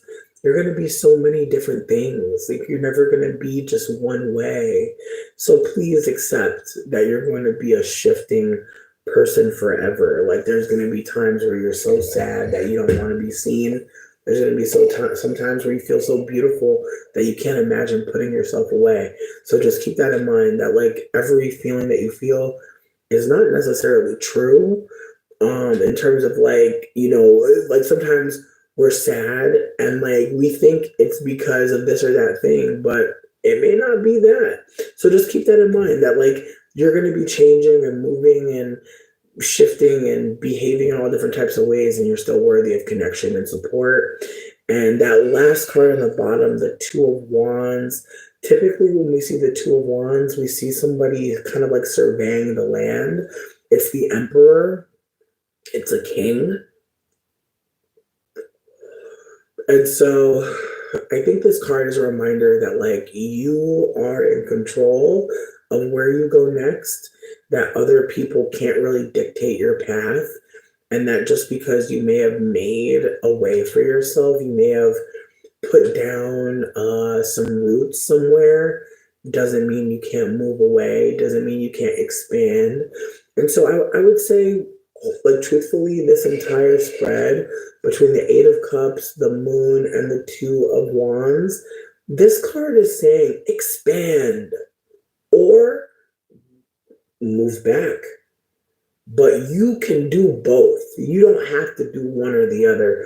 You're allowed to ebb and flow. You're allowed to remove yourself. You're allowed to shine brighter. You're allowed to maybe wane and wax. You're allowed to do all these things, and community should still be accepting you. None of your emotions are too big to be held in community. And also, don't worry about moving forward, because what you've already built is here. The ways that you've already made paths for yourself, made moves for yourself, they can't be erased. Moving on, moving forward, those aren't deleting anything that's already happened and that already exists. So yeah, honor the full journey. Honor the fullness of yourself. Definitely a big reminder that you are a bad bitch and can't nobody chase you away from community and connection. I'm glad it's hitting. Eric, thank you for reaching out. Sunny, just know you are loved. Your spiritual team sees you and they want you to get all your needs met, and they want you to know that you are deserving. Okay, deserving. Indeed. Oh, I'm glad to hear that, Sonny. You deserve it. Yes, I'm glad that the reading hit, and I'm glad that you got your needs met. Eric, I appreciate you for asking. If you're interested in a reading, let me know what you would like the reading to be about and which part of the deck, top, middle, or bottom. Eric, I believe is my last read. Unless somebody else wanted to put their name on the list, let me know. But I am here. I'm still present.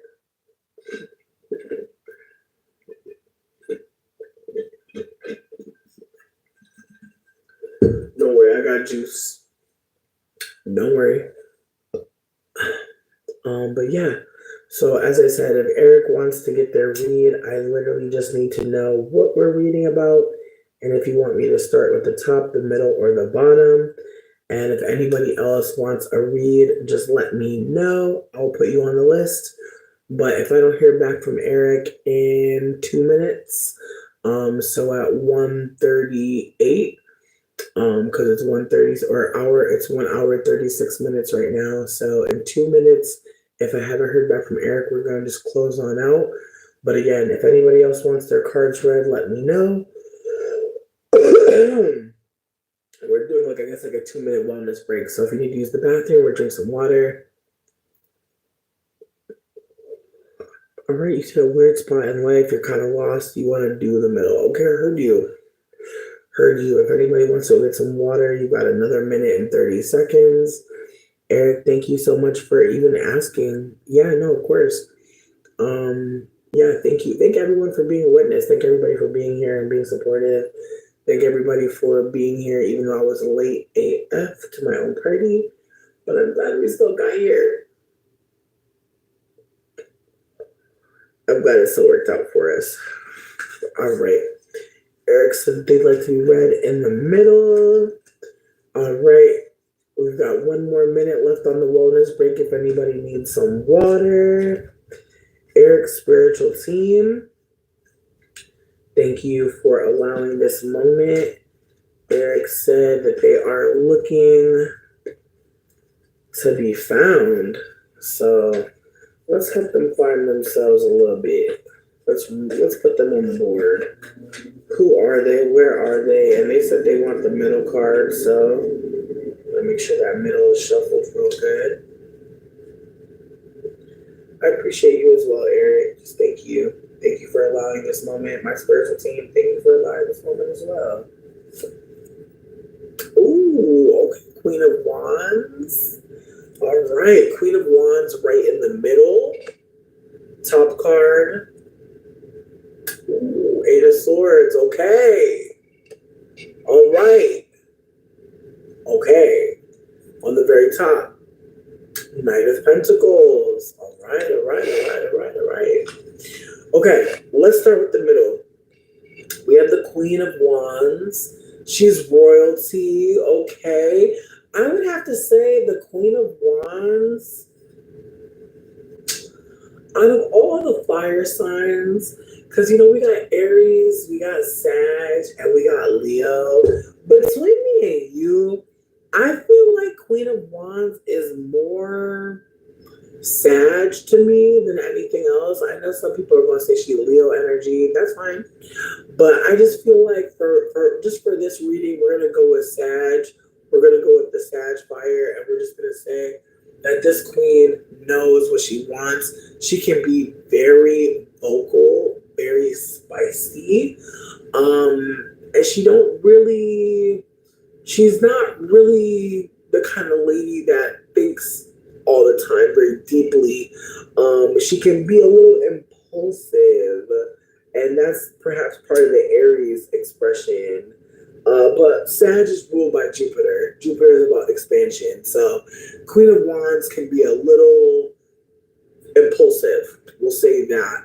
And so perhaps this reading is trying to offer to us that right now you are maybe sitting with an impulsive decision that you could make.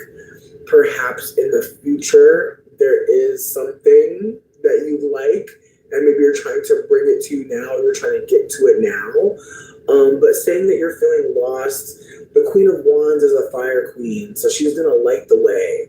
But the way that she lights the path can be a little abrasive and can be a little scary. Because again, she is very much a queen that knows what she wants and goes for it. She can be very focused on the journey, or excuse me, she's more focused on the getting there than the enjoying the journey. And so the desire for goals, the desire to have a goal, you could be truly burnt out from being so ambitious. She may be showing up as a reminder of what you don't want to do anymore. And because it's in the middle, this might be just something in your gut, feeling like, dang, like, why are things so weird right now? Why am I so lost? Maybe because for a while you thought you knew what you wanted. Maybe now you're actually sitting with the reality that knowing what you wanted didn't work out. Maybe realizing that that one thing that you really wanted to do, or that one thing you were really focused on, that wasn't it. And so now you're sitting with raw creative energy and passion. Now again, she's a queen. But fire is nature. Fire is a natural power. Fire can really reinforce things. You can use fire to build, but you can also use fire to destroy. And so there's a desire to remind you that having the energy to do something can be really amazing. Like to feel like I have it and I'm gonna do it. But having firepower and not really knowing what to do with it can be a little uneasy. You can feel a little manic. You can feel a little aggressive again because you are full of all this firepower, this good natural energy, but you're not sure where to put it. I will say I want to move to the top of the deck before I go to the bottom. And I'll say that the knight on top means that, you know, when we're dealing with a queen, queens need knights, right? This knight, as I said before, the Knight of Pentacles, the other knights would think he's boring. The other knights would not want to party with him because he's the knight that's saying, you know what, if I do another beer, I'm not going to be able to get my work done tomorrow. The stuckness, the fear perhaps, is maybe becoming a normie. I got it. I'm in the same boat. When you're dealing with Sag energy, and then like you have like this Saturnian, I should do this, or oh, I should really take care of that, or oh, I gotta put this on the calendar. Again, there can be this energy of wanting to do so many things, feeling almost feral. Queen of Wands, I feel like, is a feral lady. She very much is kind of down for whatever, but the Knight of Pentacles is like, if I do this silly little thing, it's going to throw off my whole week. And I actually care about what I'm doing this week. So there's this kind of like angel devil paradox happening in this thread, or in this spread, where the Queen of Wands is like, we want to have a fun life. I want to have a silly, fun life full of adventure and excitement. And then there's the part of you that's like, and I have to take my meds, and I have to walk the dog, and I have to, go to this therapy session. Like, there's a lot of things that you need to do, but there's more that you want to do. And so that feeling of wanting something so exciting to happen can kind of have us a little bit delusional a bit. And again, I'm not saying you're asking the universe to bring you some calamity and chaos, but there can almost be this feeling of, ugh, I just wish something really cool would happen, or I wish something really dramatic or really silly or really interesting would happen. And the most interesting thing that's happening is that you're taking yourself seriously right now. That's what the spread is telling me. That in the midst of like really maybe wanting something like really adventurous and rare to happen, something really one of a kind, because that's what the fire people love. The fire people love a one of a kind. I can't believe it happened to me. Like, wow, like it's so special. Instead of that, maybe it's being replaced with, wow, like I matter so much to myself. I'm penciling myself in. I'm putting something kind, about myself on the mirror. I'm writing myself a love letter. I'm telling myself, next week, because we've been so on point in this or that way, we're gonna take ourselves on a date. Like there's just ways to really start talking to yourself that is fun and exciting and adventurous, but it's still kind of like being your own dad. Again, Saturn energy is very much an old man that knows better. And so, again, there may be a part of you that feels like, I just want to fucking move to New York. I just want to fucking start an online boutique. I want to be seen. The Queen of Wands loves to be perceived, but the Knight of Pentacles is a little bit more in the cut. And so again, the cards are saying, lay down, go like study, go home and do something that's going to be practical. But your gut, your stomach is kind of like, oof, I miss those silly nights, with my friends that don't give too much of a fuck, or like I miss going out with this or that person because we always, got into this or that trouble. Like it's very much wanting something really disastrous, perhaps. Not that you want disaster, again, like you want something that's a little more rambunctious, a little bit more energetic, a little fiery. But Saturn is like, sit your ass down. Saturn is like, please go and balance your budget book. Like, go and look at the checkbook. Go and, put on the tea kettle. It's time for a foot soak. Cut your nails. You know what I mean?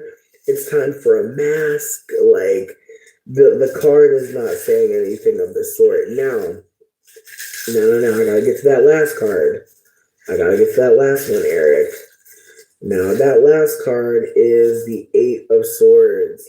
And I don't believe we've gotten this card. We did get some eights, but the Eight of Swords is one of those cards that you don't forget in the deck, mainly because when you see the Eight of Swords typically in any tarot card spread, any kind of depiction of the Eight of Swords, you typically see someone laying in bed, but like they're sitting upright and they're holding their face, and you see the swords on the wall. And so there's this energy of you're unable to escape how bad it is. You're unable to escape the thoughts and the fears. And again, this card is on the very bottom. So it's the card that's been suppressed by the rest. The rest of the deck was kind of sitting on top of it. And so it's giving that like something that people can't see, people can't hear, is actually keeping you up at night. Things that are more internal are keeping you up. And again, the Eight of Swords typically speaks to sleepless nights, a way of existing where you can't even get that restorative rest, like that REM. Like this speaks to dreamless nights where when you wake up, you know exactly that you're awake and you immediately remember the worst thing ever. And so again, this spread is a reminder that, you may be feeling a little manic, depressive. You may be wanting some, again, not drama, but just something to kind of escape a bit. Watch Bad Girls Club. That's been helping me not do messy stuff, honestly. When I watch Bad Girls Club, it really just has me sitting with the reality that we can do a lot of things. We can do anything we want. We don't gotta put the bleach in Stassi's contacts. You know what I mean? Again, I'm not saying that we should all watch Bad Girls Club as a cautionary tale for our own selves, but for some of us, it can be healing, and it's also a reminder that we didn't go on the show, even though we tried to get on Bad Girls Club, we didn't do it. We knew we couldn't fight. We didn't want to get beat up on national television, and we're happy that we didn't do that. Yay! Foreshadowing, foresight, hindsight 2020, or whatever the fuck other people be saying. Listen, listen. Sometimes you gotta watch Bad Girls Club and just remember that you're not Genevicia. You didn't call a black woman the N word on fucking national TV and get beat up every time you go out anywhere. Man, have y'all seen Genevicia recently? My God, I have never seen a bitch look more like a cigarette that's been lost in the rain in my life. Like she has really been eaten by life, and again, that's where she's living. Not Shelly. I'm gonna give you. Listen, I know exactly who put who put the bleach in my contacts. As soon as she said that, I got chills. I got chills. Yes, I'll never forget Shelly getting her ass beat. I'll never forget that. That was a legendary ass whooping. The way she was eating that Chinese food, all just lackadaisically, I didn't like that. But yeah, again. Eric, all these cards are giving that good and goddamn well you deserve rest, relaxation. But right now, things are going left for you internally.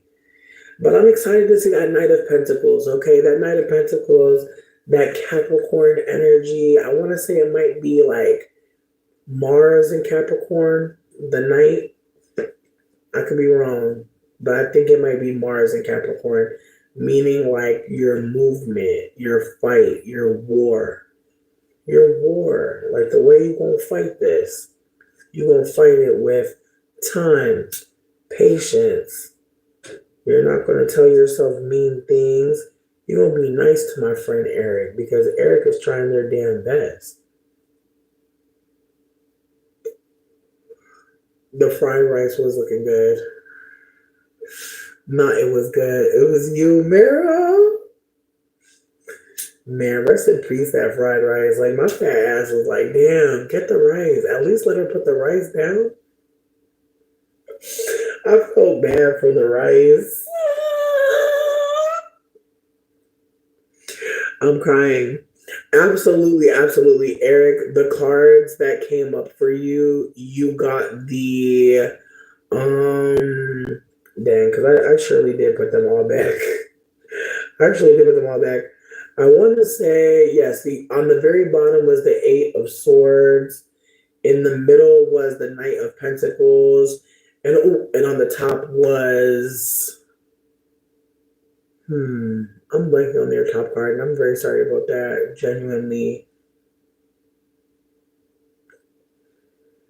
If anybody remembers what their top card was, what their first card was, I would appreciate you. Y'all are funny as hell. I'm screaming. I'm really sitting here trying to think about it with you, babe. Promise. But yeah, no, these cards were Queen of Wands. Queen of Wands in the middle. Hey, Queen of Wands in the middle. That's where we started, and then we moved up because I wanted to talk about the highest polarity. I wanted to talk about the loudest thing, which was the Knight of Pentacles on the top, and then the Eight of Swords on the bottom. No, you're good. You're good. You're good. I got it. I got it. But yeah, no, your middle card was the Queen of Wands. Your top card was the Knight of Pentacles. No, you're totally good. You're totally good. We're gonna leave this live up. This live ain't going nowhere. The last live don't exist though, because I definitely was looking crazy a little bit. But yeah, with that being said, if anybody else wants to get a read, let me know. This is my last one though. This is my last read. If anybody else want to double dip and come back if nobody asked, that's fine. But just keep that in mind. I'm doing one more card read. And if you want it to be you, I got you.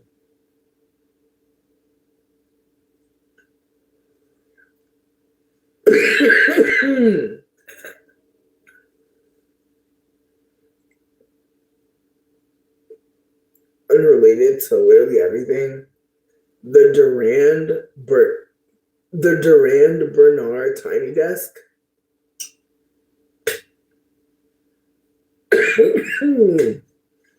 Soon we're gonna come here and listen to music together.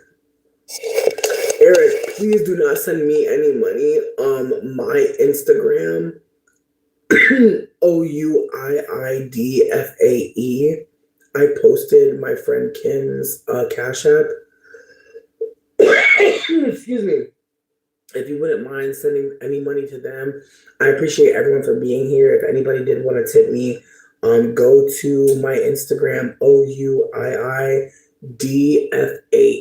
Weedfay, or on Twitter, Marfmellow, MARFMELLOW. I am just, trying to direct people to my friend Kim's Cash App. I know someone posted it in here. I know Ren did a while ago, but it was before Eric got up in here. And so just putting that out there. If anybody did want to support me in any way, please support Kim, because my God, y'all, there is nothing like about to be being evicted. I'm grateful that I'm living in a housing situation where I am Gucci and I'm not worried about being evicted. And so if I can help anybody not have to worry either, that's all I care about. So please don't hesitate. Nobody could be a burden. To ask for support. You're never a problem. It's never a problem to ask for support. Please know that.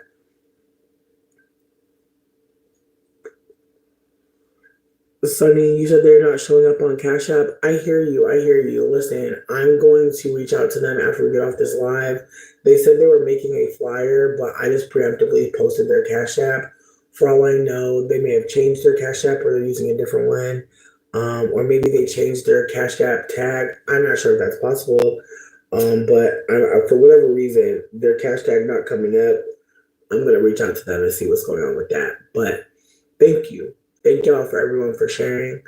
Absolutely. Yes. Happy Indigenous People Day. Woo. Yeah. Yeah. Did we ever? I know that Ren posted Kim's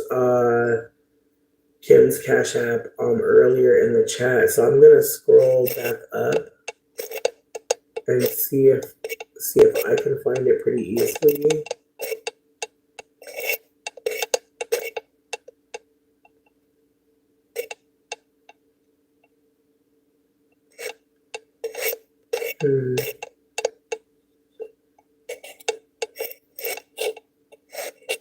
Okay.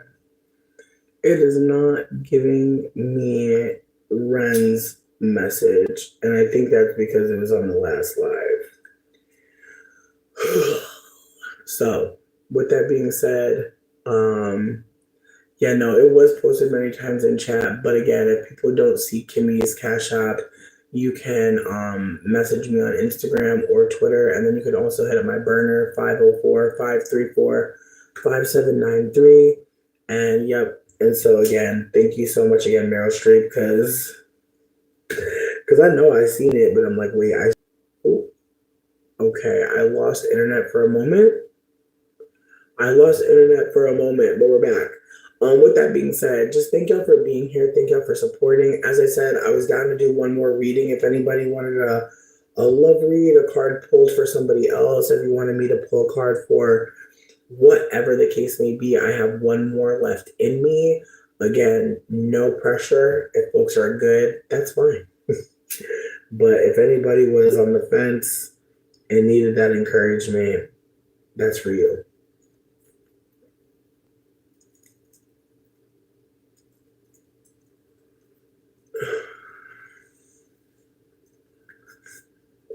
Come on, Sonny.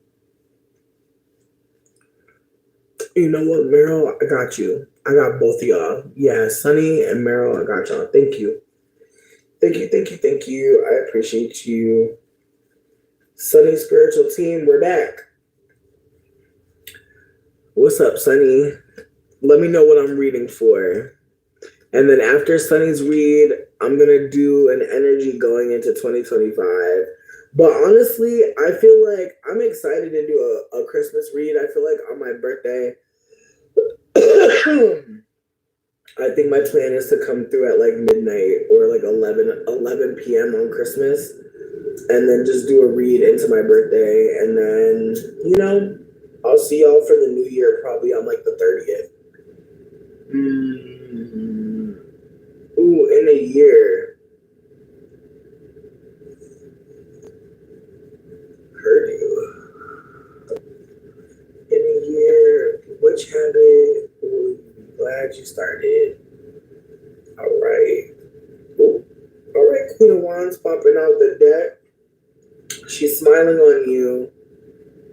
Queen of Wands. Her fiery self.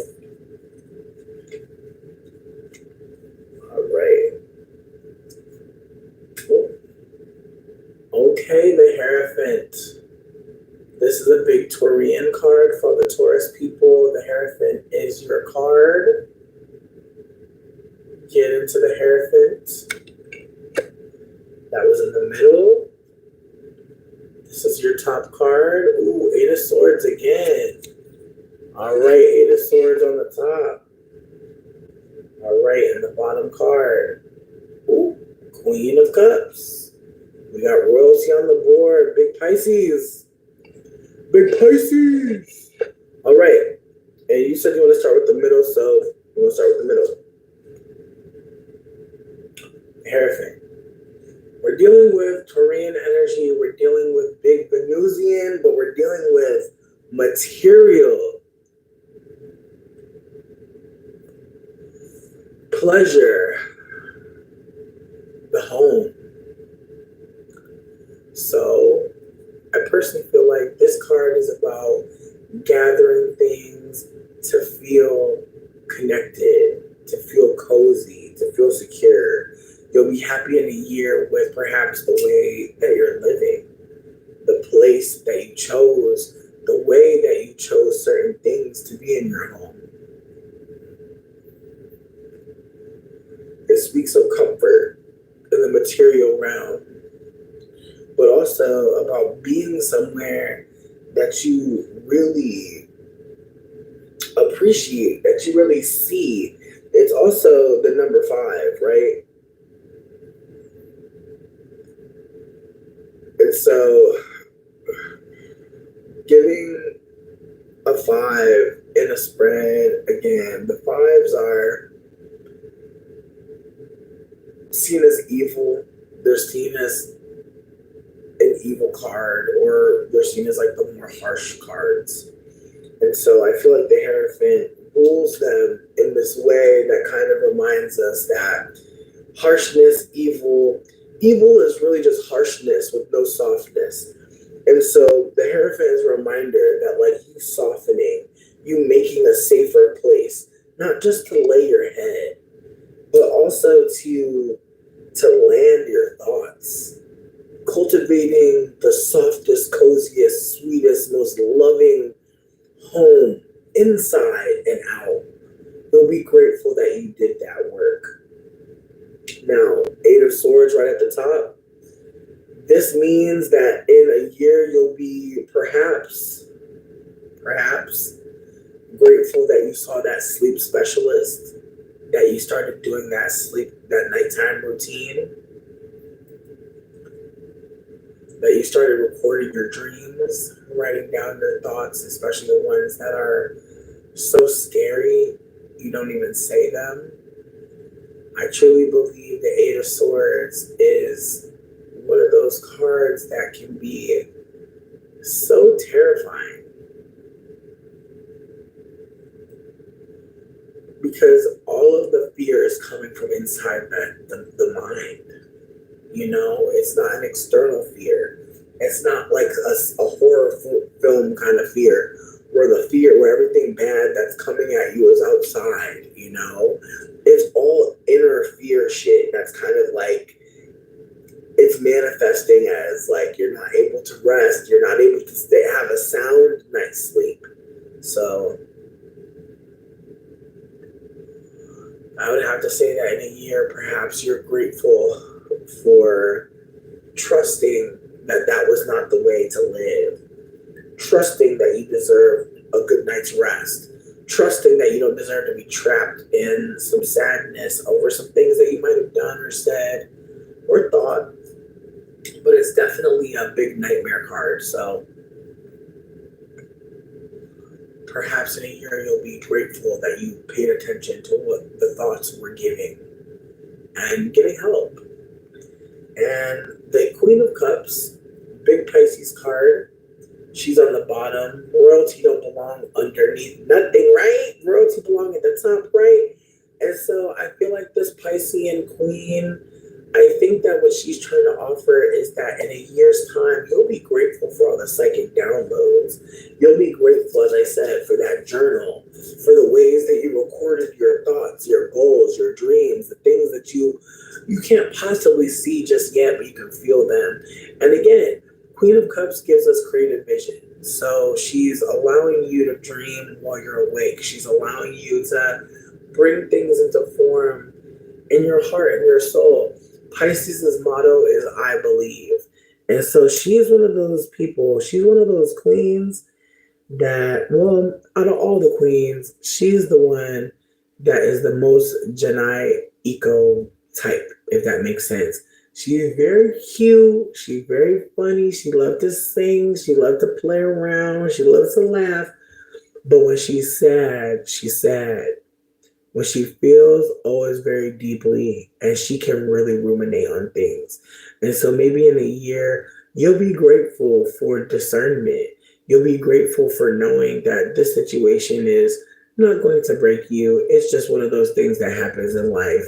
And so the Queen of Cups really teaches us that all these storms, they're not necessarily what we deserve, but we can work with that. And so she's a queen that knows how to work with the emotional energy around her. And so when she's sad, she's going to write a song, perhaps. When she's hurt by something, maybe she'll actually write a letter to the person so that she can really pose her thoughts. Excuse me, compose her thoughts in a way so she can lay it all out on the board. She's very thoughtful. And so perhaps in a year, you'll be really, really glad that you were moving in a more thoughtful way. You'll be glad that you were a little bit more mindful, a little bit more empathetic and compassionate.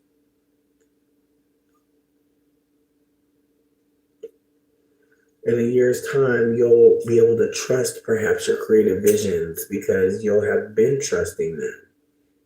And so it'll become second nature to embody that Piscean nature.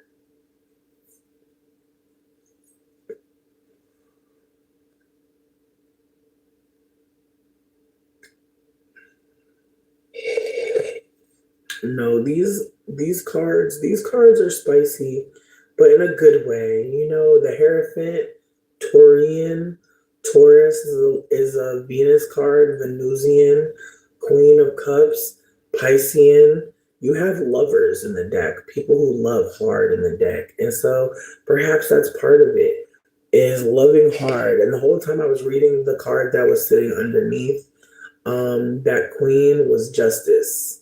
Okay? Big Libra, big Venus, big, and the truth shall be revealed.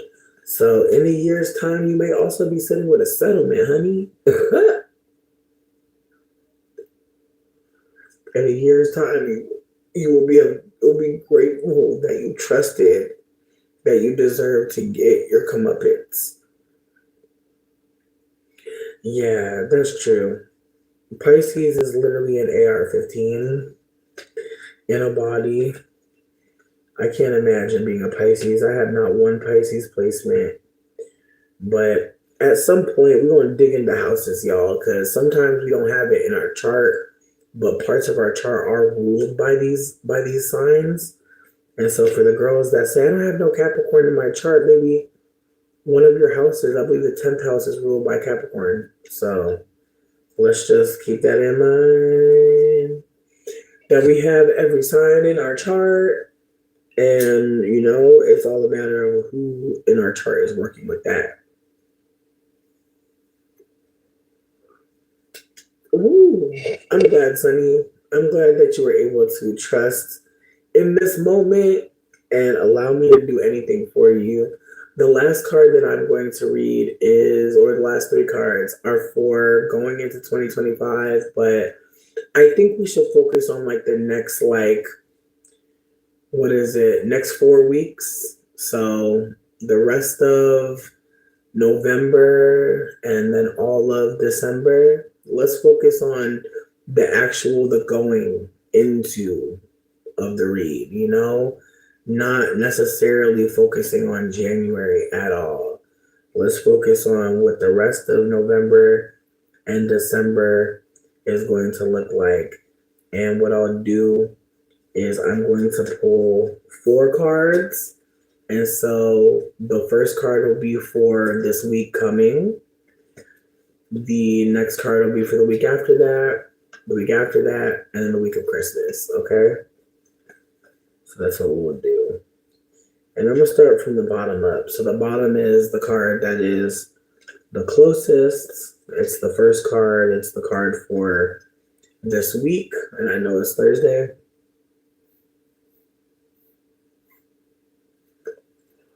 Technically, it's Friday. And y'all going to go to sleep and wake up. There's going to be Saturday.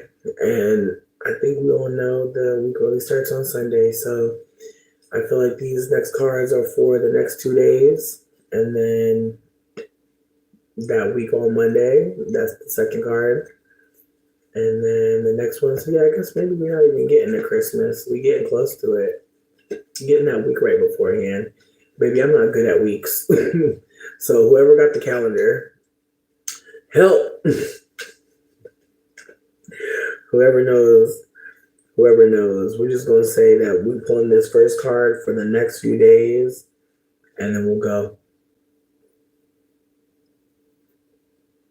We'll go from there. All right. The spiritual team of everybody that is present or that is watching in the future, allow this card to give them a little bit of strength going into the rest of this week, because some people didn't get a plate.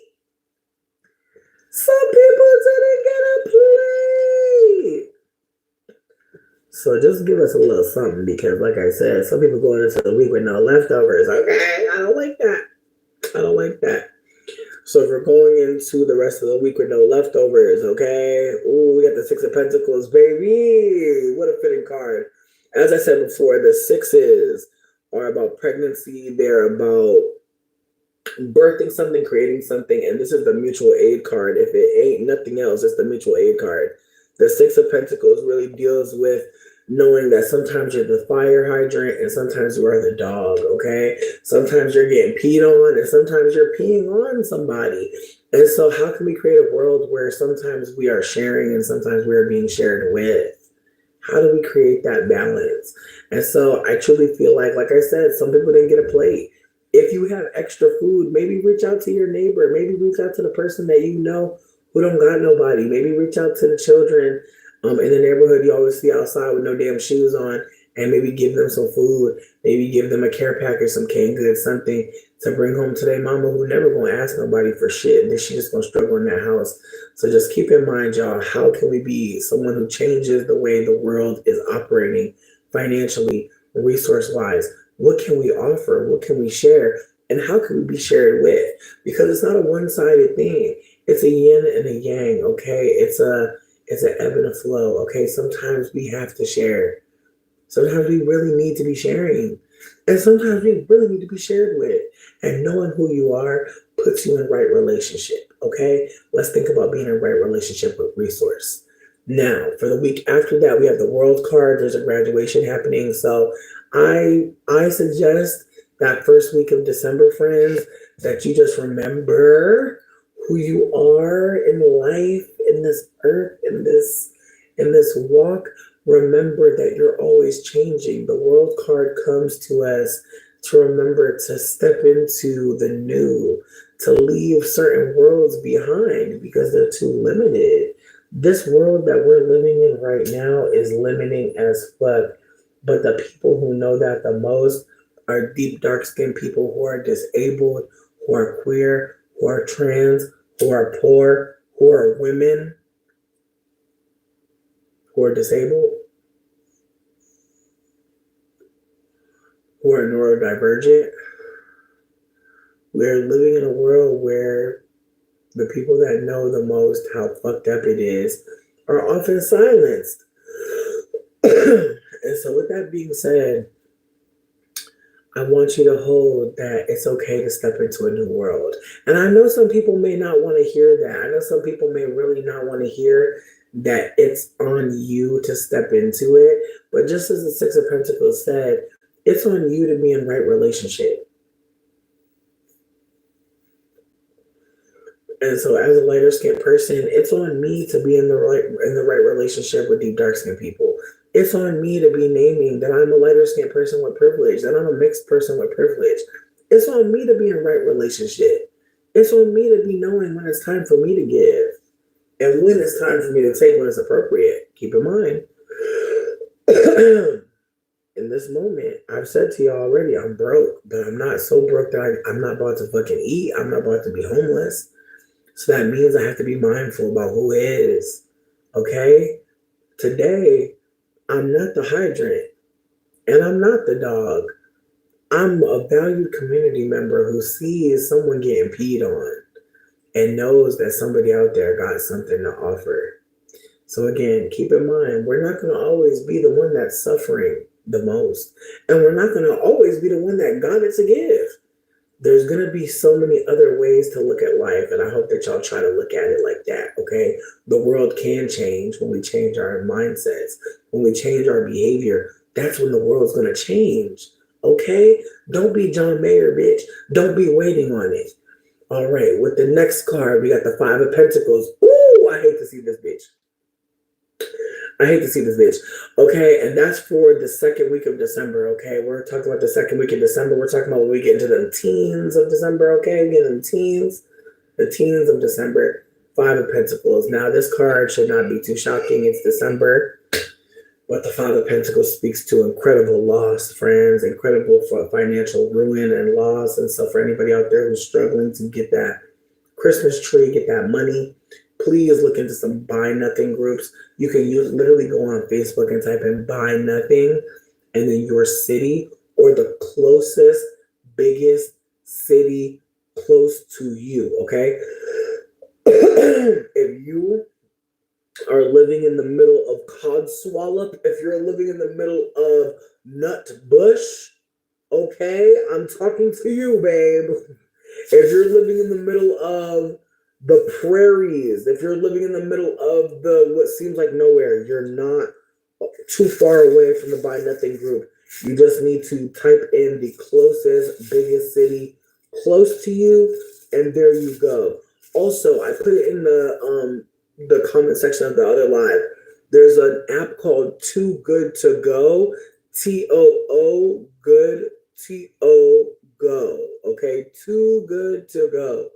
This is an app that's helpful for people who may be out and about. Maybe you're an Uber driver already. Maybe you're doing online sex work, whatever the case may be. This is an app that allows you to get food that is discounted.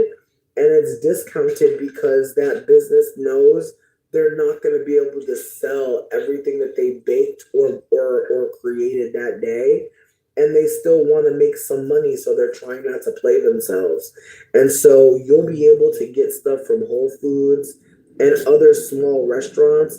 But there are some larger restaurants. Like I know Tim Hortons in my city where I'm at. You said Monday is the first. Cute. Thank you so much, Meryl. I know where I'm at. Whole Foods has it, but so does Tim Hortons. And so it's mostly baked goods, but I have from this one place called Arbor Farms. I did get a really nice like Cuban rice and bean and pork plate. And so just putting it out there that like you're not consistently getting food, you will consistently get desserts and snacks for sure.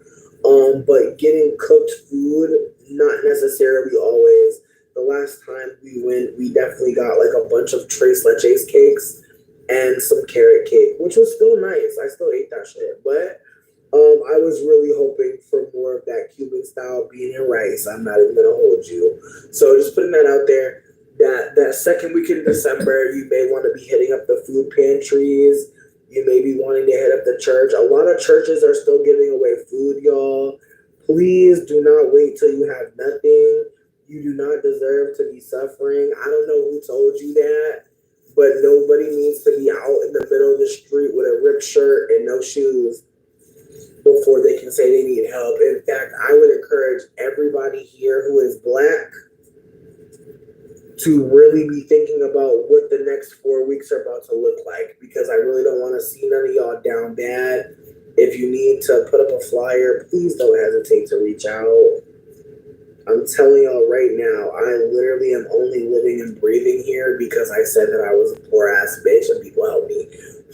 So that's why I'm telling you to do what I'm doing. I'm telling you that I can uplift your your content and your flyers, because again, if I hadn't had that support, I wouldn't even be alive. So that's why this matters so much to me. I'm not trying to be a virtue signaler. I'm just a bitch that survived because of mutual aid. So again, if you don't believe me, that's okay. But if you watched the last 10 years of my life, I need you to know. I need you to know this was only possible because people supported me. And so if I know that, then I have to get in right relationship and get in right alignment and know where I can help. So with that being said, yeah, Too Good to Go is tasty as hell. What about now? Hope you're doing well. Okay, yes. Pisces do like to dream. They do. They do. There, I believe. Okay, I'm gonna pull the last two cards, but yeah, the Five of Pentacles they weren't making me happy, friends. All right, I'm gonna pull another card. This is for the 20s. This is for the 20s, the week of the 20s. We got the Six of Swords. Ooh, babe, these swords are not playing tonight, are they? Now, we said this before. The Six of Swords usually shows a woman with a baby inside of her arms. She's cloaked. She's stewarding this baby, this life, across a very tumultuous sea. And she's with someone, but they're only there to protect her and get her, not even protect her, they're only there to get her across the water. And so perhaps some of you may need to be reaching out for support on some J-Lo and enough. Please do not hesitate to reach out if you're in a situation where you need to get away from a man. I need y'all to know that it takes people 7 times to get away from a man in abusive relationships. And some people do not even get out with their life. So I'm saying this to say that for anybody out there who may feel like this holiday season is scary, this holiday season may be meaning you around people that you don't trust them, they don't love you the right way. You're scared of them. You always have to have, protection on you just in case. Anybody that's afraid, anybody that's not sure how they could turn around. I keep hearing, I can't go back. I keep hearing, I can't turn around. I can't go back. I don't trust them. Oof, bitch. And this is for the last week in December. Chariot card. So, sweetie, this next few weeks is about to be silly as fuck. Like, these are some major, major, major arcanas. The World card and the Chariot. Not there's a new world coming and we're gonna have to be rescued. I mean, it's topical, ain't it? We all know how Trump is. But I also want to say all the cards are facing towards y'all. So the cards are in their highest polarity. The Chariot is coming to save someone and they'll be successful. That's what I'm choosing to read it as. The Six of Swords looking at you, meaning that you know your baby is worth saving. And again, the baby in the Six of Swords ain't gotta be a real baby. It could be a dog. You could be in an abusive relationship and you know you and your dog deserve better. You know you and little Arlo, little Rufus. You know you and Pancakes deserve the best. Okay. And so the Six of Swords could also be a business idea. It could also be you coming up with an idea for a food truck or some kind of spiritual service. And, you trying to build this thing in an environment where people treat you like pure shit, where people don't talk to you like you are shit. They don't talk to you like you're a person. And I talk to you like a human. It's very inhumane situation. That's why you gotta get away. Could be inner child, okay. You know what, Nema? Nema, let me find out you got a deck. No, I love you too. I love you too. Thank y'all so much. Thank y'all so much for loving on me and being kind. As I said, the Five of Pentacles right there in the middle. Like if we're reading for the next 5 weeks, the middle of December gonna be a tax on that ass. Something's happening in the middle of December that's gonna be real scary. Like business deal not gonna work out, money gonna get literally lost or stolen. It's just Five of Pentacles not good, especially in December. And it's fucking Sag season. Yeah, before we get out of Sag season, something fucked up gonna happen with the money. I'm sorry. But me seeing the Six of Swords after the Five of Pentacles is a good sign. I feel like we got 2 sixes in the deck too. And the first six is about charity. It's about support. The first six is about, people wanting to be in the right place, wanting to, be in the right relationship. And then the World card, like there's just a part of me that feels like something is happening right now where, people are scrambling to kind of be the change that they want to see. And we're going to get a change. There's going to be a graduation. 21, like the number is 21, the number 6, 2 sixes, the number 5, the Chariot, that's what, 7, yeah. We got 21, 7, 2 sixes, and a 5. So I don't know if those numbers resonate with anybody, but those are what I see. I'm gonna pull one more card for clarity just because I can. But there's a party that wants to pull a card for January, the first week of January, but I don't want to jump the gun. I already said what I said, so I'm gonna pull one clarity card right from the middle. Sweetie. That is so funny, bitch. That is so fucking funny. Devil card is big Capricorn things, but the devil card, as I said before, it's about vice, it's about addiction, it's about pleasure. When you see the devil card, typically, you see 2 people and their like chains are very loose. And so it's about being tied to something, but you could get out. Like it's not like you are trapped, but the feeling of being trapped, that might also be part of it too. Like I think being addicted to being addicted, if that makes sense. And so in a way, is me seeing Saturn pop up. Prudence. That's all I can think. Prudence. If you ain't gotta like maybe, this week ain't the week to be spending too much. This ain't the week to be digging deep in the money and trying to buy every damn thing. It's not the week. It's not the week, friend. It's time to be looking at how much money you have and maybe putting some away. Hiding a little bit of it. You feel me? For real. Anything that you love a lot, anything that's really like that you really feel like you're indulging in, maybe take a step back. Again, I'm not saying it's gonna be easy. It's not. That monkey on your back, that devil card, the devil shows up to, see how bad is it really?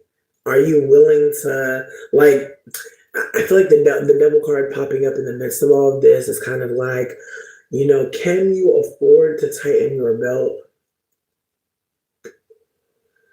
Maybe, but what would you have to give up? Like that's what the devil card I think really asks us. What are you willing to part with? Like what are you willing to stop doing in order to do different shit? Like what are you willing to stop? How are you willing to what could you sacrifice? What could be sacrificed?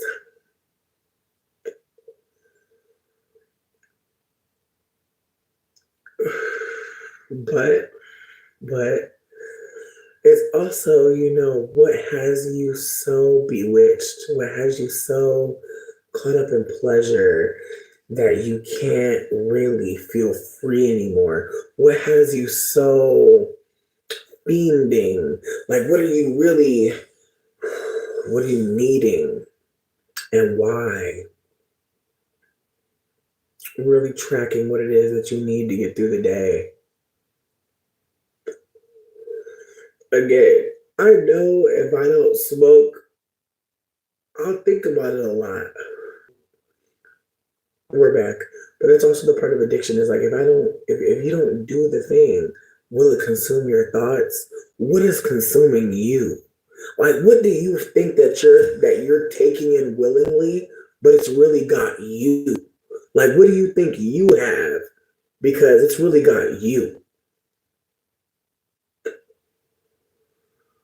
Yeah, I feel like that's what that last spread was trying to offer. What is it that you think is your shit, but how are you really like what do you think is your business, but really the business is you? Hmm. Hmm.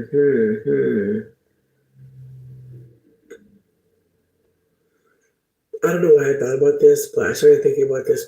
There's a movie where they talk about how Superman has to pretend like he's a person. And so everything that he does is to make people think that he is human. And so I'm thinking about how, like, what do you think is just a part of your humanity? Like, in what ways do you perform to be the most human self that you could be? Because I think that we sometimes see people's behavior and think that it's influenced by demons, and it's like, do we have to believe that to understand how they're moving? Like, do we have to demonize them to understand them? Like, does your addiction have to be the devil for you to stop doing it? Like, does it have to kill you? Does it have to threaten you? How are you being gentle with yourself about this thing that's got you in its grips? Because it's like if we really think people are bewitched or what is it? They've been befallen by demons. Like, wouldn't we talk to them differently? Wouldn't we speak on them differently? That's what I'm trying to say. It's like if we really think something's the devil, wouldn't we be sweeter and kinder and more gentle? Would we like think about when we see exorcisms, how people think they've got to like take like a nail and the Bible pages and they've got to really defeat this person that's really, if we know that they're bewitched, like why would we want to defeat them, you know? And so I think that's another thing that to question is like how do we work with the devils? How do we work with the things that we feel bewitched by? How do we work with the energy that feels like it's coming from the negaverse? Like how do we deal with the shadow realm? How do we deal with that? And how do we talk about those things? Do we demonize those things that we're doing that make us feel good? Or do we acknowledge why it is that we need to feel good? Do we acknowledge that we are interested in being pleasured? Do we acknowledge that we are made for pleasure, joy, and support? Do we believe these things about ourselves? Or do we believe that it is just some evil entity running the show? Can we humanize our behavior that is not of seemingly the light or the highest polarity? Can we look at ourselves in the mirror and say, you're not just these things that you do that we don't really like that we do? Can we see ourselves outside of the behavior that we're not proud of? I think about how sometimes like you call yourself a bitch. I'm like, I'm such a bitch. You'll say it. You'll say those things about yourself instead of acknowledging like sometimes you're crabby. Sometimes you're in a bad mood. Sometimes you can be a little caustic. You can be a little sharp. There's ways to humanize your behavior without making it seem like you're just a bad thing. And so I think that that's perhaps what this spread was trying to offer as well. That, yeah, there's going to be some fucked up shit coming, but are we going to humanize ourselves in the midst of all those things happening to us? Or are we going to say, we're stupid, we're just dumb, we just don't get it, we're just always doing something stupid, we're just always fucked up, we just can't get right? I think that's what the devil card is maybe forcing us to deal with. That what if there isn't a devil? You know, what if there's no bad guy? What next? So I leave you with that. I appreciate you. Thank you for even wanting to have your cards read by anybody, let alone me. I hope that my tarot show goes well tomorrow. If I can get good Wi-Fi, I'm gonna try and go live there just to kind of show off the space. Maybe somebody here will be inspired and want to start organizing one of their own. But as I said earlier, it's a free event. The entire event is free. So the desire is to show up and to just get some healing and some support. And so I'm really hoping that people can appreciate it. Absolutely. Edna, what about free will? Exactly. That's what the card is about, I believe. The devil card is about our free will and how we shouldn't always be so quick to categorize it as us being bad or just not doing what we're supposed to do. What if we actually took our behavior as case by case? You know, for the girls that are chain smoking right now, what if you could hold that, like, you know, that's what you needed to do today? Maybe tomorrow you'll do something different. Maybe tomorrow you'll Google some things that'll help you. You know, as I said, I know I smoke a lot of weed and a lot of tobacco. And so I started putting rose petals in my rollie because rose petals have geranol in them, which is an anti-cancer terpene, which means that when the weed burns and the tobacco burns, so does an anti-cancer oil that comes out of the rose petal. Is it helping me in all the ways? What would help me the most is perhaps cutting out the tobacco. But because I'm unwilling to do that, I've decided to think of other ways to make sure that my tobacco usage is also being checked in ways. Again, I know that I smoke a lot of weed, but what can I do to help myself? What can I do to stretch my weed? What can I do to make it so that I can smoke as much as I want with as little damage to my financial self as possible? Again, we all have things that we feel like we gotta do them, or else how we're gonna get through the day. I hear you. What else can you do to make sure that that thing you're doing is also being balanced out? I'm not saying stop drinking. I'm saying maybe when you drink, maybe instead of alcohol, maybe you get mead, like honey mead. Maybe instead of mead, you get mushrooms and you make a honey and then you make a little wine out of fresh fruit and water. There's ways to get drunk without drinking any alcohol. And yet, the government is more interested in you drinking that damn beer. Again, the solutions are not right in front of your face. Give yourself a little grace for not finding them very quickly. Yes, harm reduction. Edna.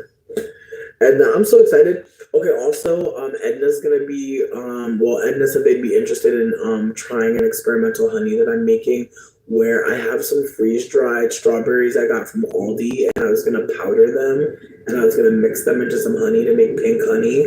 Pray for me. Excuse me, pray for me. This is my first time trying to work with any kind of fruit material. But I've been thinking about it for a while. I've been thinking about how I really want to get like freeze dried like watermelon and make a watermelon honey. Like I want to make so many different types of honey flavors, but I want to do it as organic as possible and as healthy as possible for everybody. So I'm really excited. And the strain that I'm setting them is Pan Cyan. It's called Blue Meanies. They're very physical. They're not mental. They're not interested in telling you what to do. They're more interested in telling you to sit the fuck down. They're more interested in relaxing you. They're more interested in making you feel like it's time to roll around. So I would suggest, if you ever mess with these mushrooms, to be in the most comfortable clothes you can be in, and to be in the most comfortable environment you can be in, and to have plenty of the things that you need to get through the day close by. Because I just remember this strain making me not want to even like get up and like go get food. Like I literally was like just having such a silly time. But I feel like once I was out of the house, a little bit easier it was to move. But I do remember feeling a little bit like drunk as hell. But I do think like once I was in the car, my body, I just felt so silly. So it's good for if you need a laugh. It's good for if you need to feel a little anti-inflammation in your body. If you've been feeling aches and pains, this is a great one for that. But most importantly, if you have a lot of anxiety right now, you feel a little bit out of sorts, this is one that'll kind of zap that and kind of bring you back to yourself, which is really nice because the last few weeks have been bizarre, but that honey has been my rider. I also made mushroom ice cubes recently. I'm going to show those probably on the next live. When I actually take them, I might actually bring some to the event, like in my water bottle. But I basically just took some pineapple, fresh pineapple, honey, and water.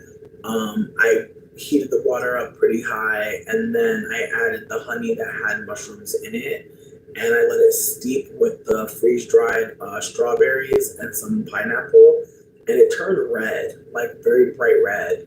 And so there's a part of me that feels like, you know, when the honey touches the strawberry, I think it should turn a bright red. I want it to turn pink.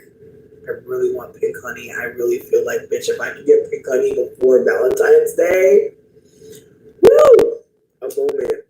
But we gonna see, babe. We gonna see. I gotta definitely get my experimentations on because there's so much to learn. But anyways, I appreciate y'all for loving me, being kind, being fun. Just thank you. I hope you have a really nice night.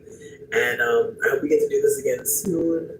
I think the next tarot party will probably, as I said, be on Christmas in the nighttime, so we can have some social times. I'm not against doing one on Christmas Eve either. I think I might do two of them. Like I might do one for my birthday, and I might do one for Christmas Eve, just so that I don't know, because I feel like I like the idea of hanging out on Christmas. And me and Dane don't have any traditions. Like they're Native American. I feel like I've said this. So on a day like today, we weren't on some like Happy Thanksgiving shit. We were on some let's make breakfast together, and then we took a fucking nap after watching Abbott Elementary. So I think for the most part, Christmas is, you know, I like that y'all are part of my holiday tradition. I didn't think about that, but yeah, I'm really grateful that we got to spend part of Indigenous Peoples Day together. I wish it could have been more, but I'm looking forward to getting my time management together coming up in the next holiday weeks. But yeah, anyways, let's chat soon. Thank you again for everything. I hope you have a good night. Bye.